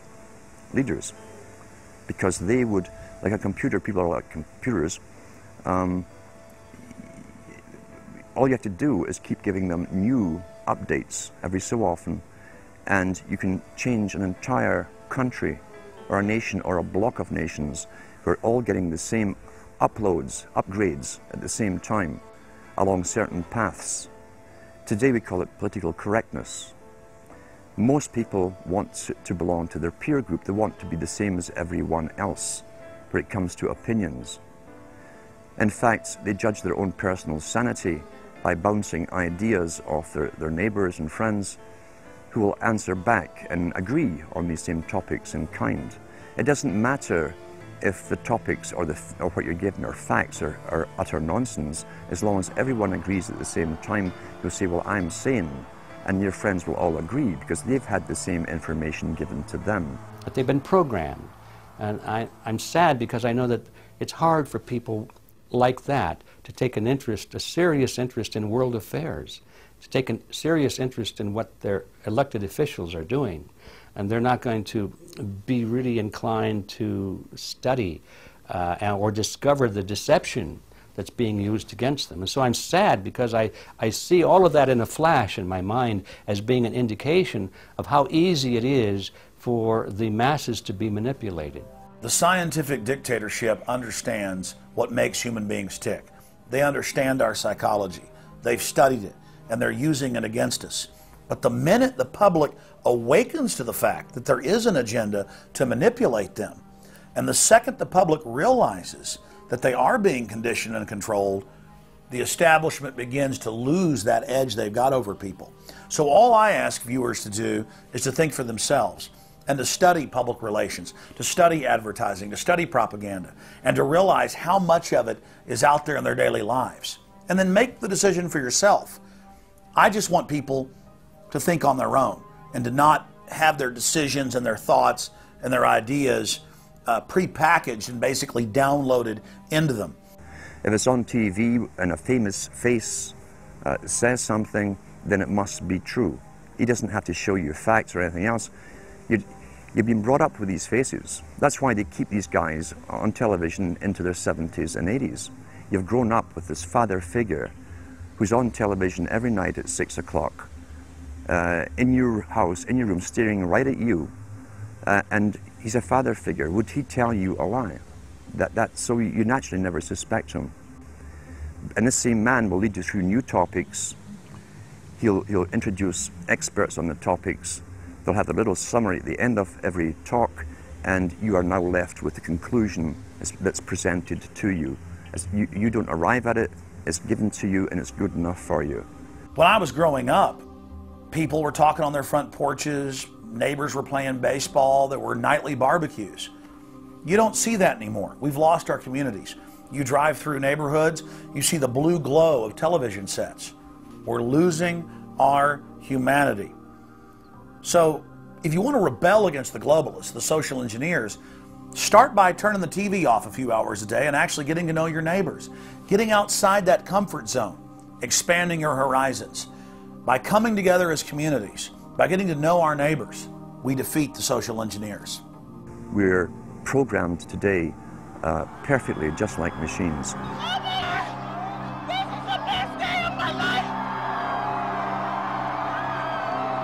We tie this in with the Brzezinski. Brzezinski said in Two Ages, now this guy was way up with the NSA. He's a master geopolitician. He admits he works in 20, 50-year periods to do with geopolitics in other countries. But he said himself, the public will shortly be unable to think or reason for themselves. It was meaning by the form of information that was given to them, the type, the formulas that were in use then in the 1970s. He says, eventually they'll be unable to think or reason for themselves. And eventually, he said, they will expect the media to do all their thinking and reasoning for them. Well, that's happened today. That's why people today can't think outside of the programming from television. Zbigniew Brzezinski, Obama's main foreign policy advisor, talks about how a cult of personality can be artificially manufactured to influence the masses. In the first months of my administration, to pull our economy... Oh, goodness. Sorry about that, guys. To pull our economy back from the brink, including the largest and most sweeping economic recovery plan in our nation's history. We're gullible, but we're also willingly gullible. We want a human being, a big daddy, to come along and make everything right for us. And as long as we believe that, we'll always basically get shafted. In addition to John, sorry, I just noticed that I jumped the gun here. Go ahead and move it up. I'd already introduced all you guys. It's the presidential reality show. But when it became an Oprah production, it became slick. You don't have a president, you have an actor. They say that politics is show business for ugly people. You got it. What am I going to tell the president when I tell him his teleprompter is broken? What will he do then? It's Obama's role to front for the international banking syndicate and to take all the heat for their unpopular agenda. It's his job to convince the American people that the buck actually stops at the White House. In Brzezinski's book, Between Two Ages, is that eventually we shall put presidents in who will have personality cults. We shall create massive personality cults for these people through the same techniques as Hollywood has used. Obama is that man today. The globalists, who know that Obama is going to promote their plan, want to make him such a superhero that nobody will question what he's doing. They'll be so preoccupied with who he is, or where he is, or what he's saying, or what he's wearing, or something like that.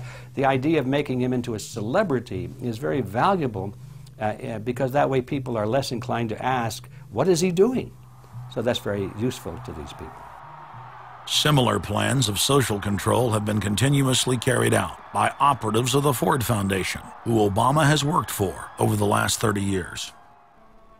Many of the strategies used to control populations were originally developed by Edward Bernays, who coined the phrase public relations.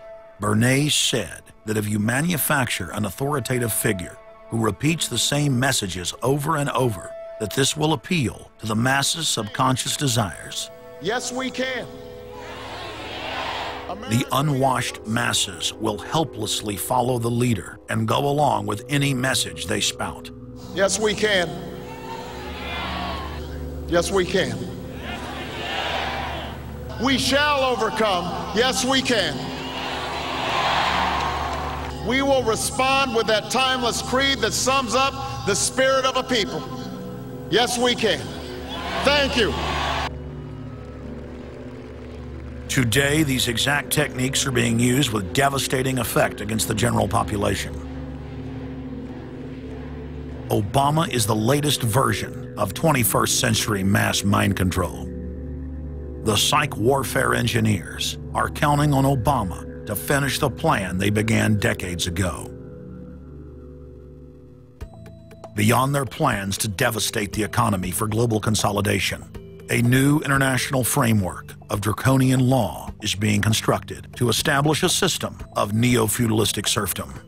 Remember, it was Bill Clinton who gave us NAFTA. And it was Al Gore, the hero of the environmental movement, who was the hatchet man for the Clinton administration to cram NAFTA down the throats of a reluctant Congress. Now, this is a good deal for our country, Larry, and let me explain why. Al Gore, who carried the ball for NAFTA and GATT, is now one of the top standard bearers for the elite's agenda. I didn't interrupt you. Okay, now, guys. Then maybe it just... Is this... NAFTA. Why? Huge numbers of manufacturing jobs left Canada, came into the United States because of a 15% wage differential. We pay our workers less in Canada. Now, when you've got a 7-to-1 wage differential between the United States and Mexico, you will hear the giant sucking sound. No, there's a political lesson, there's a business lesson. Sorry. He serves as the front man for the carbon tax cap and trade scheme, which will not only increase taxes on every American, but will also transfer our national sovereignty and rights to a tyrannical world government, all in the name of saving the earth. Is the legislation that we are discussing here today, is that something that you are going to personally benefit from? If you believe that the reason I have been working on this issue for 30 years is because of greed, you don't know me. I've been willing to put my money where my mouth is. Do you think there's something wrong with being active in business in this country? I am simply asking for clarification. I'm proud of the relationship. I'm proud of it. My name's Dr. Tim Ball. I'm a climatologist. I have a PhD in climatology from the Queen Mary College, University of London, England. And I've been studying climate both with my 9 years in the Canadian Air Force, where it was essential to flying, and then after that at the university. So it's essentially been the whole theme of my career. Initially we're called climate skeptics. I said, but all scientists are skeptics. If you're not a skeptic, you're not a scientist. And then when that didn't work, then they came out with the charge that we were climate change deniers. And I remember when I was first called a denier, and it was in the Times of London in England, and of course the word denier was clearly deliberately chosen because of the Holocaust connotations of that term. So it was not only a charge that you were ignoring the truth, but you were doing it in a very evil way. And of course, I laugh about that now because my whole career has been anything but a climate change denier. I've spent my career trying to educate people to how much climate changes naturally. So I'm anything but a denier, but of course that is part of the politics. Under the Nazis, there was something called race science. They had a lunatic theory of eugenics, the Aryan heritage, and all the rest of this. Absolute crackpot pseudoscience. There was no empirical measure or empirical test for the validity of those theories. They simply asserted them, and if you were a professor who stood up to them, then the Gestapo would come and take you away. We are perilously close to such a situation right now. Any academic, any other figure standing up to say the global warming theory of Al Gore is a piece of crackpot nonsense is in danger. You'd be fired from a government job, and in many universities, your job would be in danger. And of course, it's also part of what's called ad hominem, that if you can't defeat the person's argument rationally, you start attacking the person. And we see that with these terms, and we see it with Al Gore calling them flat earthers. Congressman, you began by denying that there is a consensus on the science. there is a consensus on the science. Well, you mustn't have been listening to our testimony that we've had for the last few days with dozens of experts that have come in who have given completely different views. Well, I would encourage you to go back and look at the testimony this committee's heard. There are people who still believe that the moon landing was staged on a movie lot in Arizona. And neither of us are one of those, and I know you like giving those cute anecdotes. This is not a cutesy issue. We're talking about something that can export millions of jobs out of our economy, out of our country. Richard Lindzen, an MIT professor of atmospheric physics, said it many years ago when he said the consensus was reached before the research had even begun. And then scientists like myself that stood up and said, hold on a minute, I got problems with it. Oh, paid by the oil companies, don't trust that guy. What the international scientific community is saying is correct. There is no legitimate basis for denying it. Now, you hear the consensus argument. Well, the majority of scientists. What they're always talking about is, and originally the IPCC was about 3,600 scientists, it's now down to 2,500. That's the people they're talking about. But when you look at it, most of them are bureaucrats. They're not scientists at all. And very, very few of them are actual climate experts. Now, the consequences of that, and whether that's because of man-made CO2, I think are debatable. If CO2 is not causing the climate change, what is? What are the major driving factors? And so they're essentially the ones that are left out by the Intergovernmental Panel on Climate Change. It's unbelievable to me that they can come out and ignore the sun. I mean, everybody knows the sun goes in, it gets cool. You notice that, right? You have an eclipse, the temperature drops, and the birds start to get excited and so on. And when you look at the seasonal changes with the sun, how you can suggest that the sun is not a factor is really quite remarkable. Giving us false scientific information is not going to clean up our environment. Speaking with a lot of promises and innuendo is not going to help clean up our environment. The globalists have co-opted the environmental movement. There are a lot of real environmental problems we face, like genetic engineering, where they're splicing plants, animals, insects, you name it. Toxic waste dumping in the ocean. No one wants to breathe bad air or drink toxic water. But the global carbon tax has nothing to do with that. It's a tax literally on breathing. Go out on the street or talk to your friends, your neighbors. Ask them, hey, should we ban dihydrogen monoxide? It's bad for the environment. The average person will sign your petition calling for the banning of water. That's right. Dihydrogen monoxide is water. It's the same thing with table salt, sodium chloride. And that's exactly what the establishment is doing with carbon dioxide.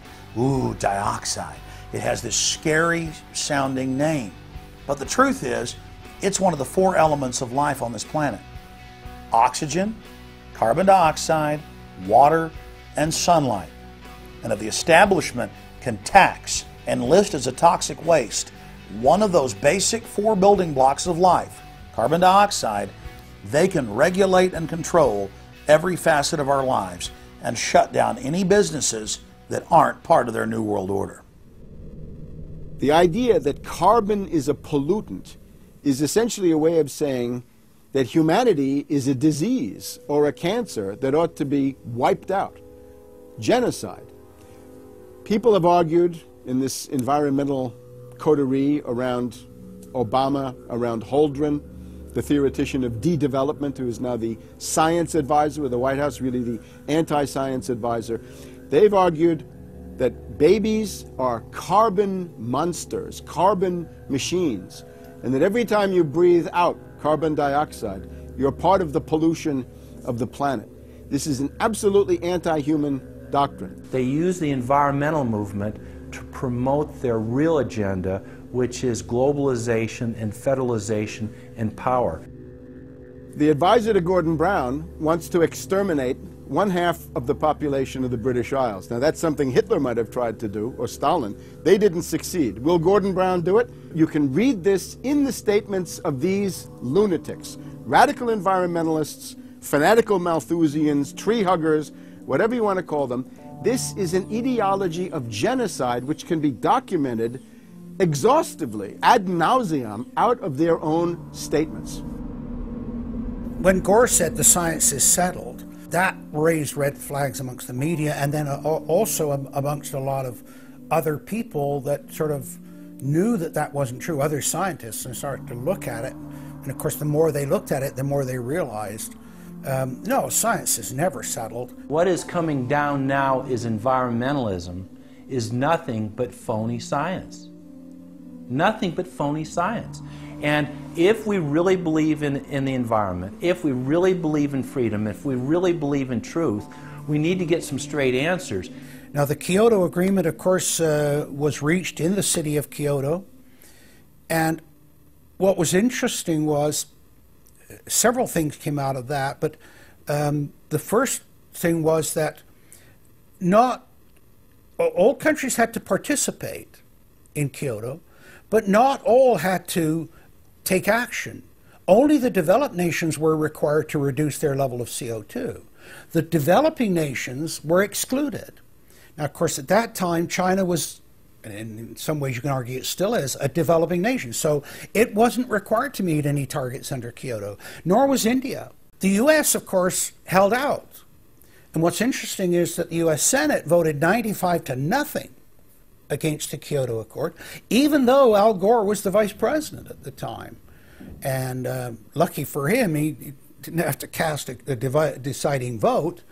But so it was 95-0 against it, because the U.S. Senate saw, no, this is a socialist distribution of wealth. This is going to cost jobs and economy, and so they scrapped it completely.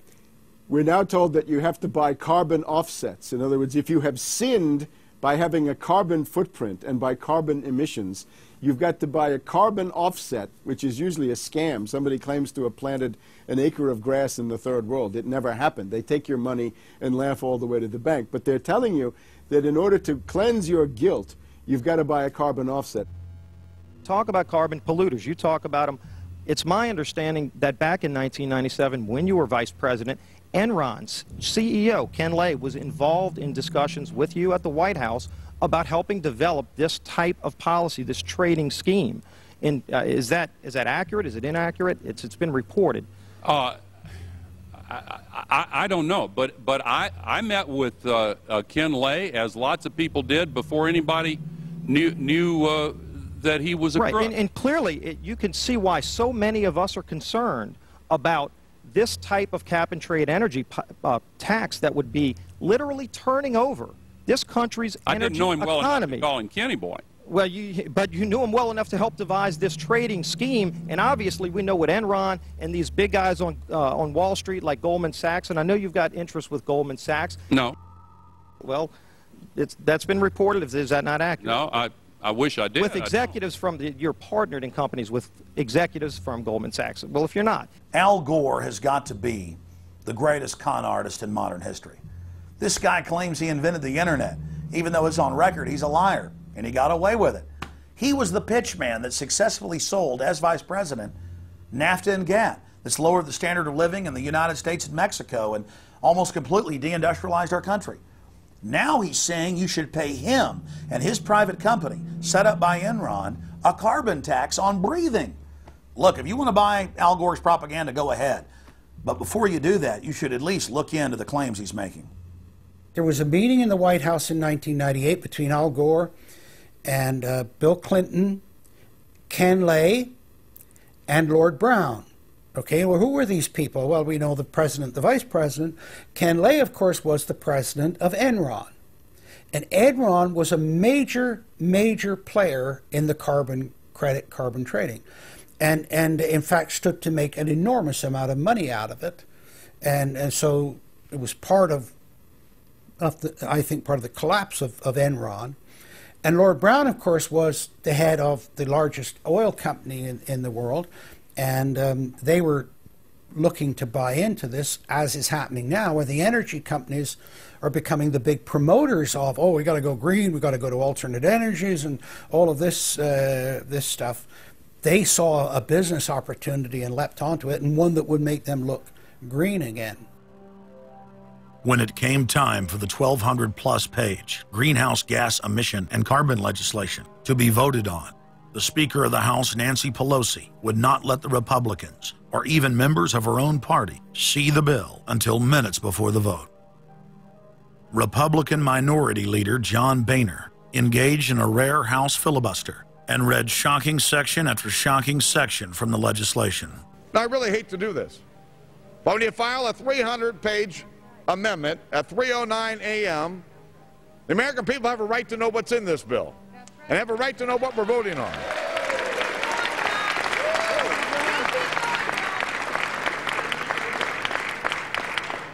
Page 48. Each building code enforcement department receiving a grant under subsection A shall impanel a code administration and enforcement team consisting of at least one full-time building code enforcement officer, a city planner, and a health planner or similar officer. I can take you to Chickasaw, Mercer County in my district. They don't have one full-time person that works for the village, all right, not one. Look at the mandate on every city, village in America right here in this bill. So that we're not only going to tell you what the codes are going to be, but we're going to tell you how many people you need to hire to enforce this. Page 41, determine any geographic area within the contiguous United States that lacks a federal power marketing agency. Because, you know, we can't move power around the country without a federal power marketing agency. We do it today, but now we have to have a new government agency to do this. All California housing standards are now going to be imposed on every American community. You don't have the right to have your own building standards in your community or in your state. Hell no, the federal government's going to tell you what they are. It quickly became clear why Pelosi and the Democratic leadership were desperate to keep the contents of the bill secret before the vote.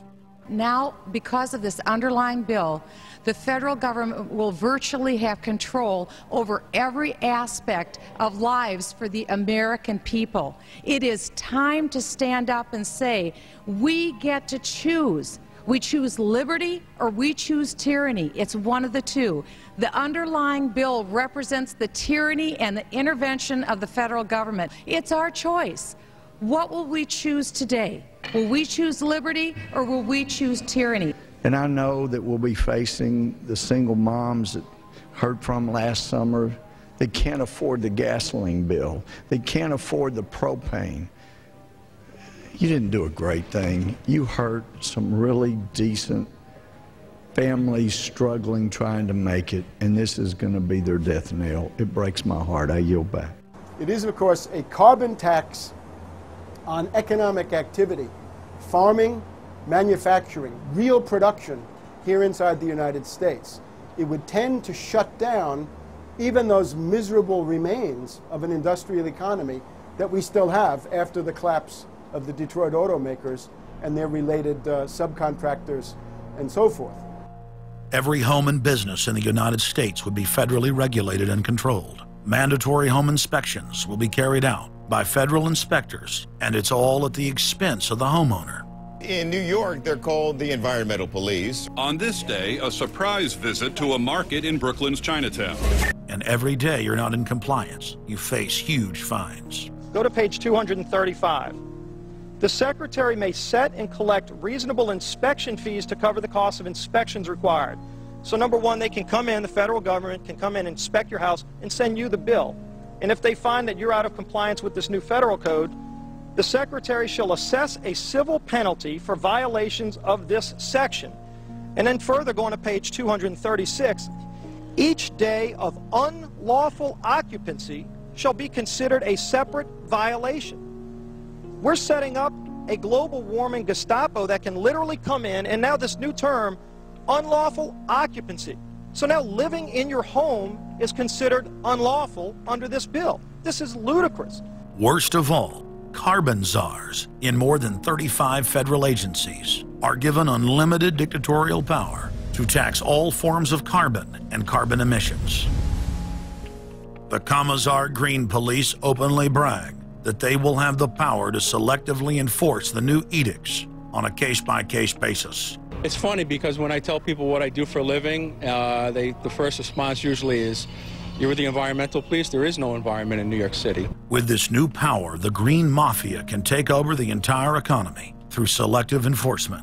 We know, Madam Speaker, that this national energy tax will cost the American people $2 trillion. We know that. We know this will result in a loss of 2.5 million jobs every year for the American people. We know that. We know this will result in a reduced standard of living for Americans. We know that. What is the point and what's the benefit? The same central banks that have stolen more than $50 trillion from national treasuries across the planet are now creating a new derivatives fraud through the cap-and-trade carbon tax system that dwarfs their previous Ponzi schemes. We've just watched a financial meltdown in this country, the likes of which hasn't been seen in some time. Now, if people like credit default swaps, they're really going to like the carbon swaps that are going to occur and the carbon future swaps. We spent a full day in this committee last summer talking about the manipulation of the energy futures market in oil. We're going to create, I fear, another such system that people who have an inclination to react dishonestly to systems are going to actually have a new opportunity. Is that not a problem? A select group of central banks are lobbying for the same legislation to be passed worldwide. Once the so-called green economy laws are in place, only global megacorporations and their subsidiaries will be allowed to do business. Van Jones, Barack Obama's first green job czar, has stated repeatedly on the record that the new green economy is only a cover for a complete revolution against capitalism and the total redistribution of wealth. But what Van Jones doesn't tell his sad followers is that the elite are bragging that the modern green movement was designed from its creation to destroy the middle class and transfer all wealth into the hands of a super elite. They're not doing this to uplift the poor. No, the goal is to enslave the planet and usher in a new dark age. Every nation on Earth is in the process of, or has already passed, its own set of carbon tax laws and regulations. If their plan is successful, every nation on Earth will not only pay tribute to the powerful world government, but every facet of human life will be regulated by the technocratic global planners. Under the carbon tax scheme, China, India, Mexico, and over 150 other nations are exempt from the global tax system. You see, the bankers already own and control the third world. Their final target is the middle class of the West. Once they've dismantled the economies of the United States, Europe, and Japan, they believe no one can stand in their way. In short, the New World Order is a global corporate takeover. In their global corporate state, there is no room for individuality, sovereignty, or independence. As their program begins to face more and more opposition, lawmakers and supporters of the man-made global warming hypothesis want laws to be passed, making it illegal to question their theories. Recently, the head of Greenpeace was forced to admit that the Arctic and Antarctic ice caps grow in the winter and shrink in the summer, and that this is all part of a natural process driven by the tilt of the Earth and the Sun. The cosmic radiation coming from space, the amount reaching the Earth is affected by the strength of the Sun's magnetic field. So the magnetic field of the Sun is almost like a gateway controlling the cosmic radiation reaching the Earth. The magnetic strength of the Sun is also related to the number of sunspots. So they are directly related to changes within the inner structure of the Sun. The amount of cosmic radiation reaching the lower atmosphere creates more cloud, right? And cloud forms, you need to have what are called condensation nuclei. That is, little particles around which water can change from water vapor or gas into water droplets, minute particles that are visible in the form of clouds. We've known for a long time that there was more cloud than the amount of particles in the atmosphere, because we assumed it was clay particles and salt particles that were creating this condensation process. But there was this gap. We now realize, of course, it's the cosmic radiation that's doing it. So what the cosmic radiation is doing, controlled by the magnetic field of the sun, is it's like putting up a screen in the greenhouse and blocking out the sunlight. And of course, that then affects the temperature of the Earth. That's why there's a relationship between the sunspots and the temperature on the Earth. So we now know the mechanism, but they completely ignore that. More than 31,000 scientists from across the United States, including more than 9,000 PhDs from the fields of climatology, atmospheric science, earth science, and hydrology, signed a petition rejecting man-made global warming as a scientific fraud. This shattered the hoax of the so-called consensus that the mainstream media had been pushing for years, that every scientist on Earth believed that man-made global warming was a fact. If the people are able to block their carbon tax takeover, the elite's agenda to establish a planetary world government will collapse. To force their unpopular agenda upon the planet, the controllers are racing to complete the construction of their police state control grid. Borrowing from tactics used in the past by communist, fascist, and other totalitarian regimes, every form of classical textbook tyranny is now being implemented in the West. In the United States, the central government is federalizing local police. State and local officers are in a great position to collect important information on terrorists and their allies, and the Terrorist Screening Center stands ready to help you. This video, produced by Homeland Security, is required viewing for all departments in the U.S. And with the teamwork of local, state, and federal law enforcement, we have an excellent opportunity to see the picture and solve the puzzle before these terrorists can strike again. State, county, and city police now take their marching orders directly from DHS and FEMA. The videos and training manuals turn peace officers, once guardians of the Republic, into secret police. See way down there? There's a woman taking photos of the dam. Someone called 911 and reported a suspicious person. As you guessed, she's going to be a Category 3 hit. And since it's very important that we don't let her know that we know, both the dispatcher and the officer need to make sure she doesn't hear the radio traffic. Stand by. If I could ask you to wait right here, please. Sure. Everyday items and activities are listed as proof that you are sympathizing with shadowy boogeymen of terror. Of course, he's going to keep his eyes open for anything interesting or unusual in the car.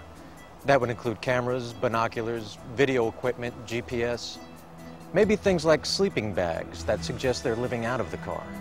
From their inception, Homeland Security and Northcom were set up to dominate the people and the states, not to fight the CIA-created Al-Qaeda. Patriotic members of the military and law enforcement, at great risk to their lives and careers, have sent this filmmaker federally and internationally produced law enforcement manuals, textbooks, documents, and videos. The MIAC report, distributed to Missouri law enforcement, lists gun owners, libertarians, constitutionalists as potential terrorists. The federally written document went on to list Ron Paul, Bob Barr, and American flag bumper stickers as dangerous paraphernalia linked to white supremacists. Even before 9/11, FEMA was quietly indoctrinating local police to have a hatred of the Founding Fathers and everything our constitutional republic stands for. Who was the first terrorist organization in the United States?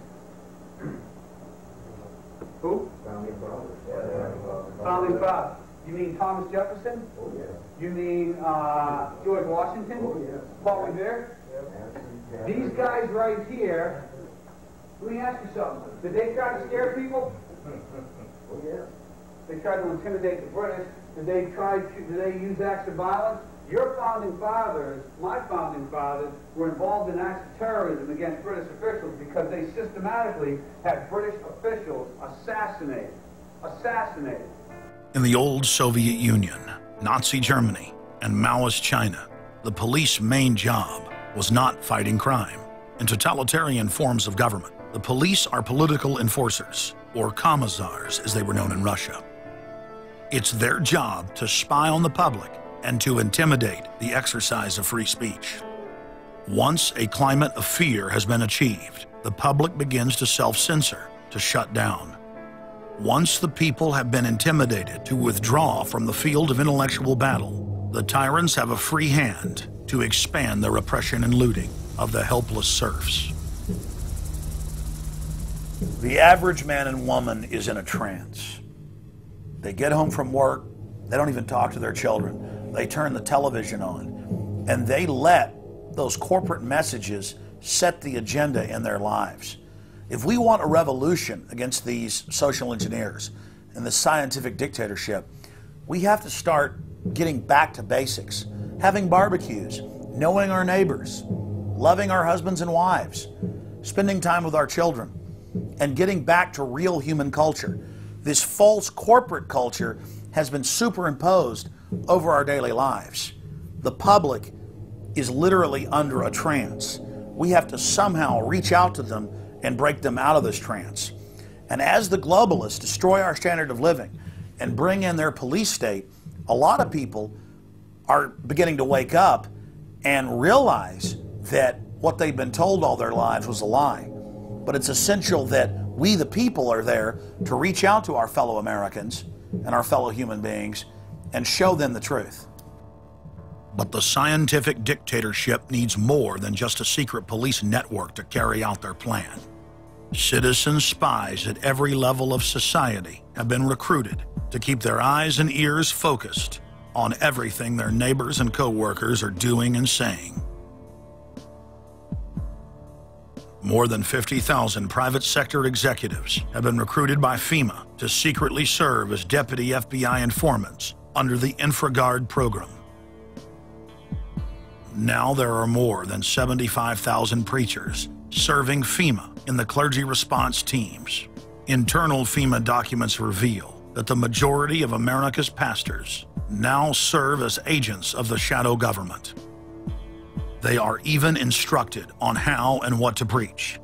And as KSLA News 12 Jeff Farrell discovered, the clergy would help the government with potentially their biggest problem, us. From my cold, dead hands. Charlton Heston's famous declaration captures a truly American value, the overarching desire to protect our freedoms. But gun confiscation is exactly what happened during the state of emergency following Hurricane Katrina in New Orleans.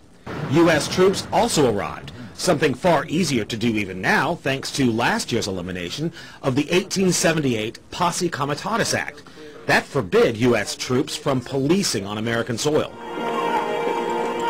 If martial law were enacted here at home, public fears and quelling dissent would be critical. And that's exactly what the Clergy Response Team, as it's called, helped accomplish in New Orleans.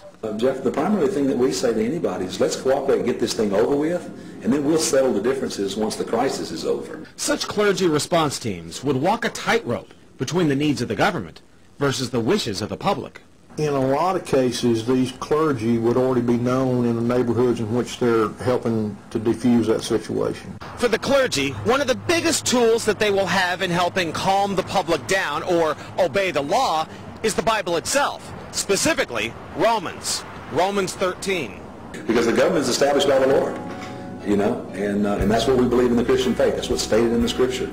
They prepare their flocks like sheep to the slaughter for gun confiscation, forced inoculation, and they tell them that it is a blessing to have their families broken up and put into FEMA camps. Irland, Frankreich, Portugal, Spanien, die Schweiz, Liechtenstein, Luxembourg, Polen, Ungarn, Romania. Adolf Hitler bragged that his most powerful domestic tool, used by the Nazis to control the people, was the servile clergy. And his favorite Bible verse was Romans 13, render unto Caesar. Either you are with us or you are with the terrorists. The scam was launched as a simple bait and switch. The government recruited the public by telling them that they were needed in the fight against Al-Qaeda. But from day one, over 90% of their training and operations focus on demonizing, surveilling, and harassing anyone who stands against their takeover. The Department of Homeland Security calling on firefighters to take on a new role in the war on terror. The idea to be the eyes for the U.S. government when they're inside a home. Now, unlike police officers, firefighters don't need a warrant to go into private houses. And critics say that's where things get sticky. Cable company repairmen, truck drivers, maid services, and hundreds of other professions that go inside homes and businesses without warrants are now on the government's payroll as citizen snitch spies. But Big Brother doesn't stop there. Children are being indoctrinated inside the public schools nationwide to spy on their parents. You can give information without having to give your name. You guys can get paid for good tips up to $200. The New York Times praised public school programs in the United States and England that are training children to report their parents for eco-crimes, like taking a hot bath or letting the water run while you brush your teeth. All of that violates their carbon footprint credit allotment.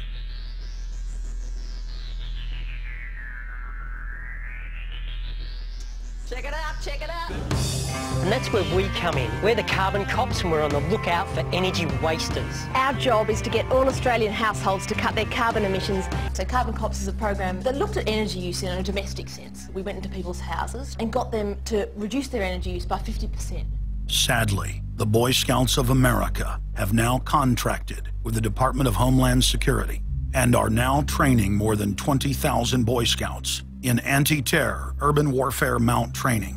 The federal grants are very specific. The Scouts are trained to carry out seek and destroy missions against disgruntled veterans of the U.S. Armed Forces.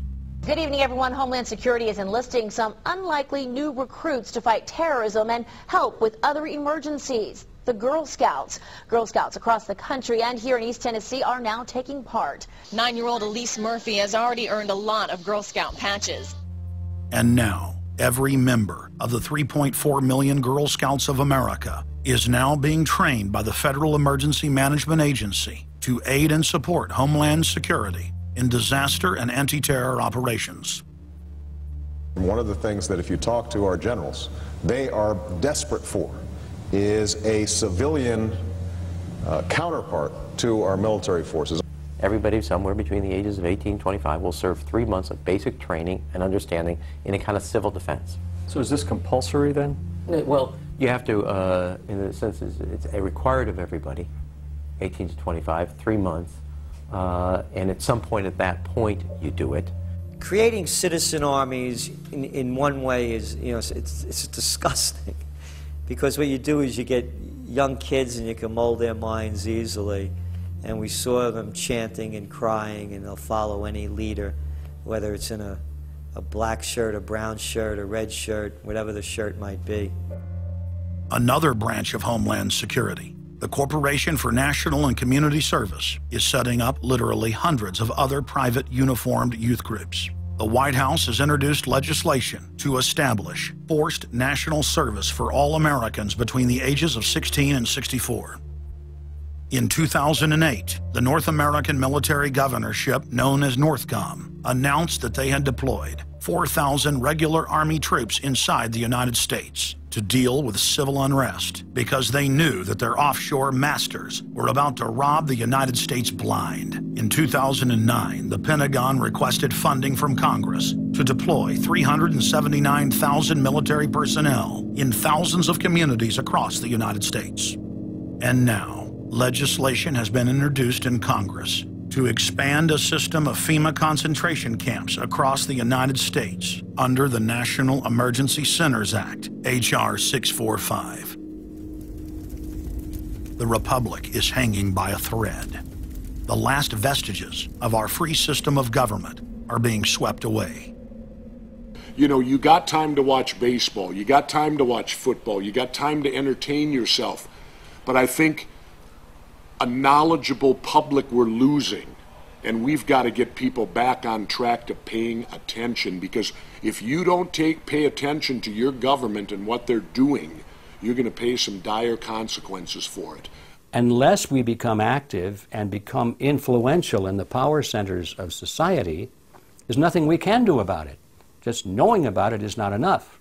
And as long as we are given at election time an option between the Republican candidate or the Democrat candidate, both of whom have been selected by members of the Council on Foreign Relations and both of whom have the same general policies, that's not going to change anything either.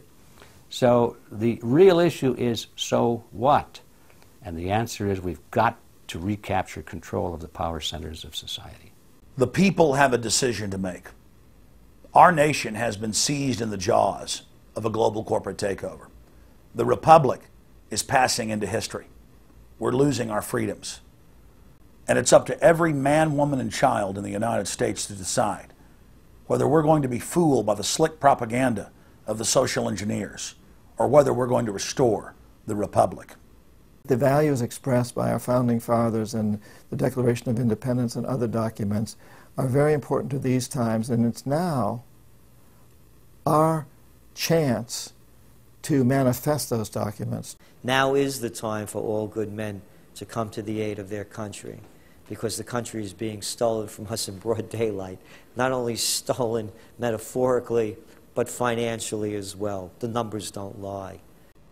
The American people, having been educated as to the truth, then have to rise up and demand and get a government that starts serving them. We need a change, and it isn't going to come from Democrats and Republicans. It has to come from the American people. Dissension is the greatest form of patriotism, and I believe that. Because if you don't hold your elected officials' feet to the fire and pay attention, you are going to get bad government. So it's imperative for all of us. It's our job as citizens of this great country to pay attention. This is our last chance to not relive history. Hundreds of nations have fallen to tyranny in the last century alone. America is a prize coveted by the despotic megacorporations that now dominate our planet. If their world government is truly to rise, freedom and the republic for which it stands must fall. Now is the time for all good men and women to come to the aid of their country. One of the greatest events in history is taking place before our very eyes.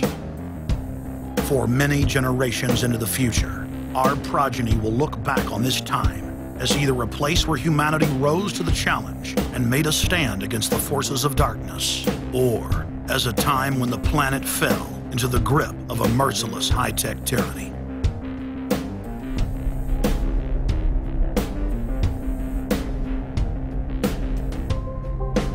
In Part 2 of Fall of the Republic, you will learn the elite's master plan for humanity. But more importantly, you will learn how to stop that plan, reverse the criminal tide, and reignite the flame of liberty on the long march to man's ultimate destiny.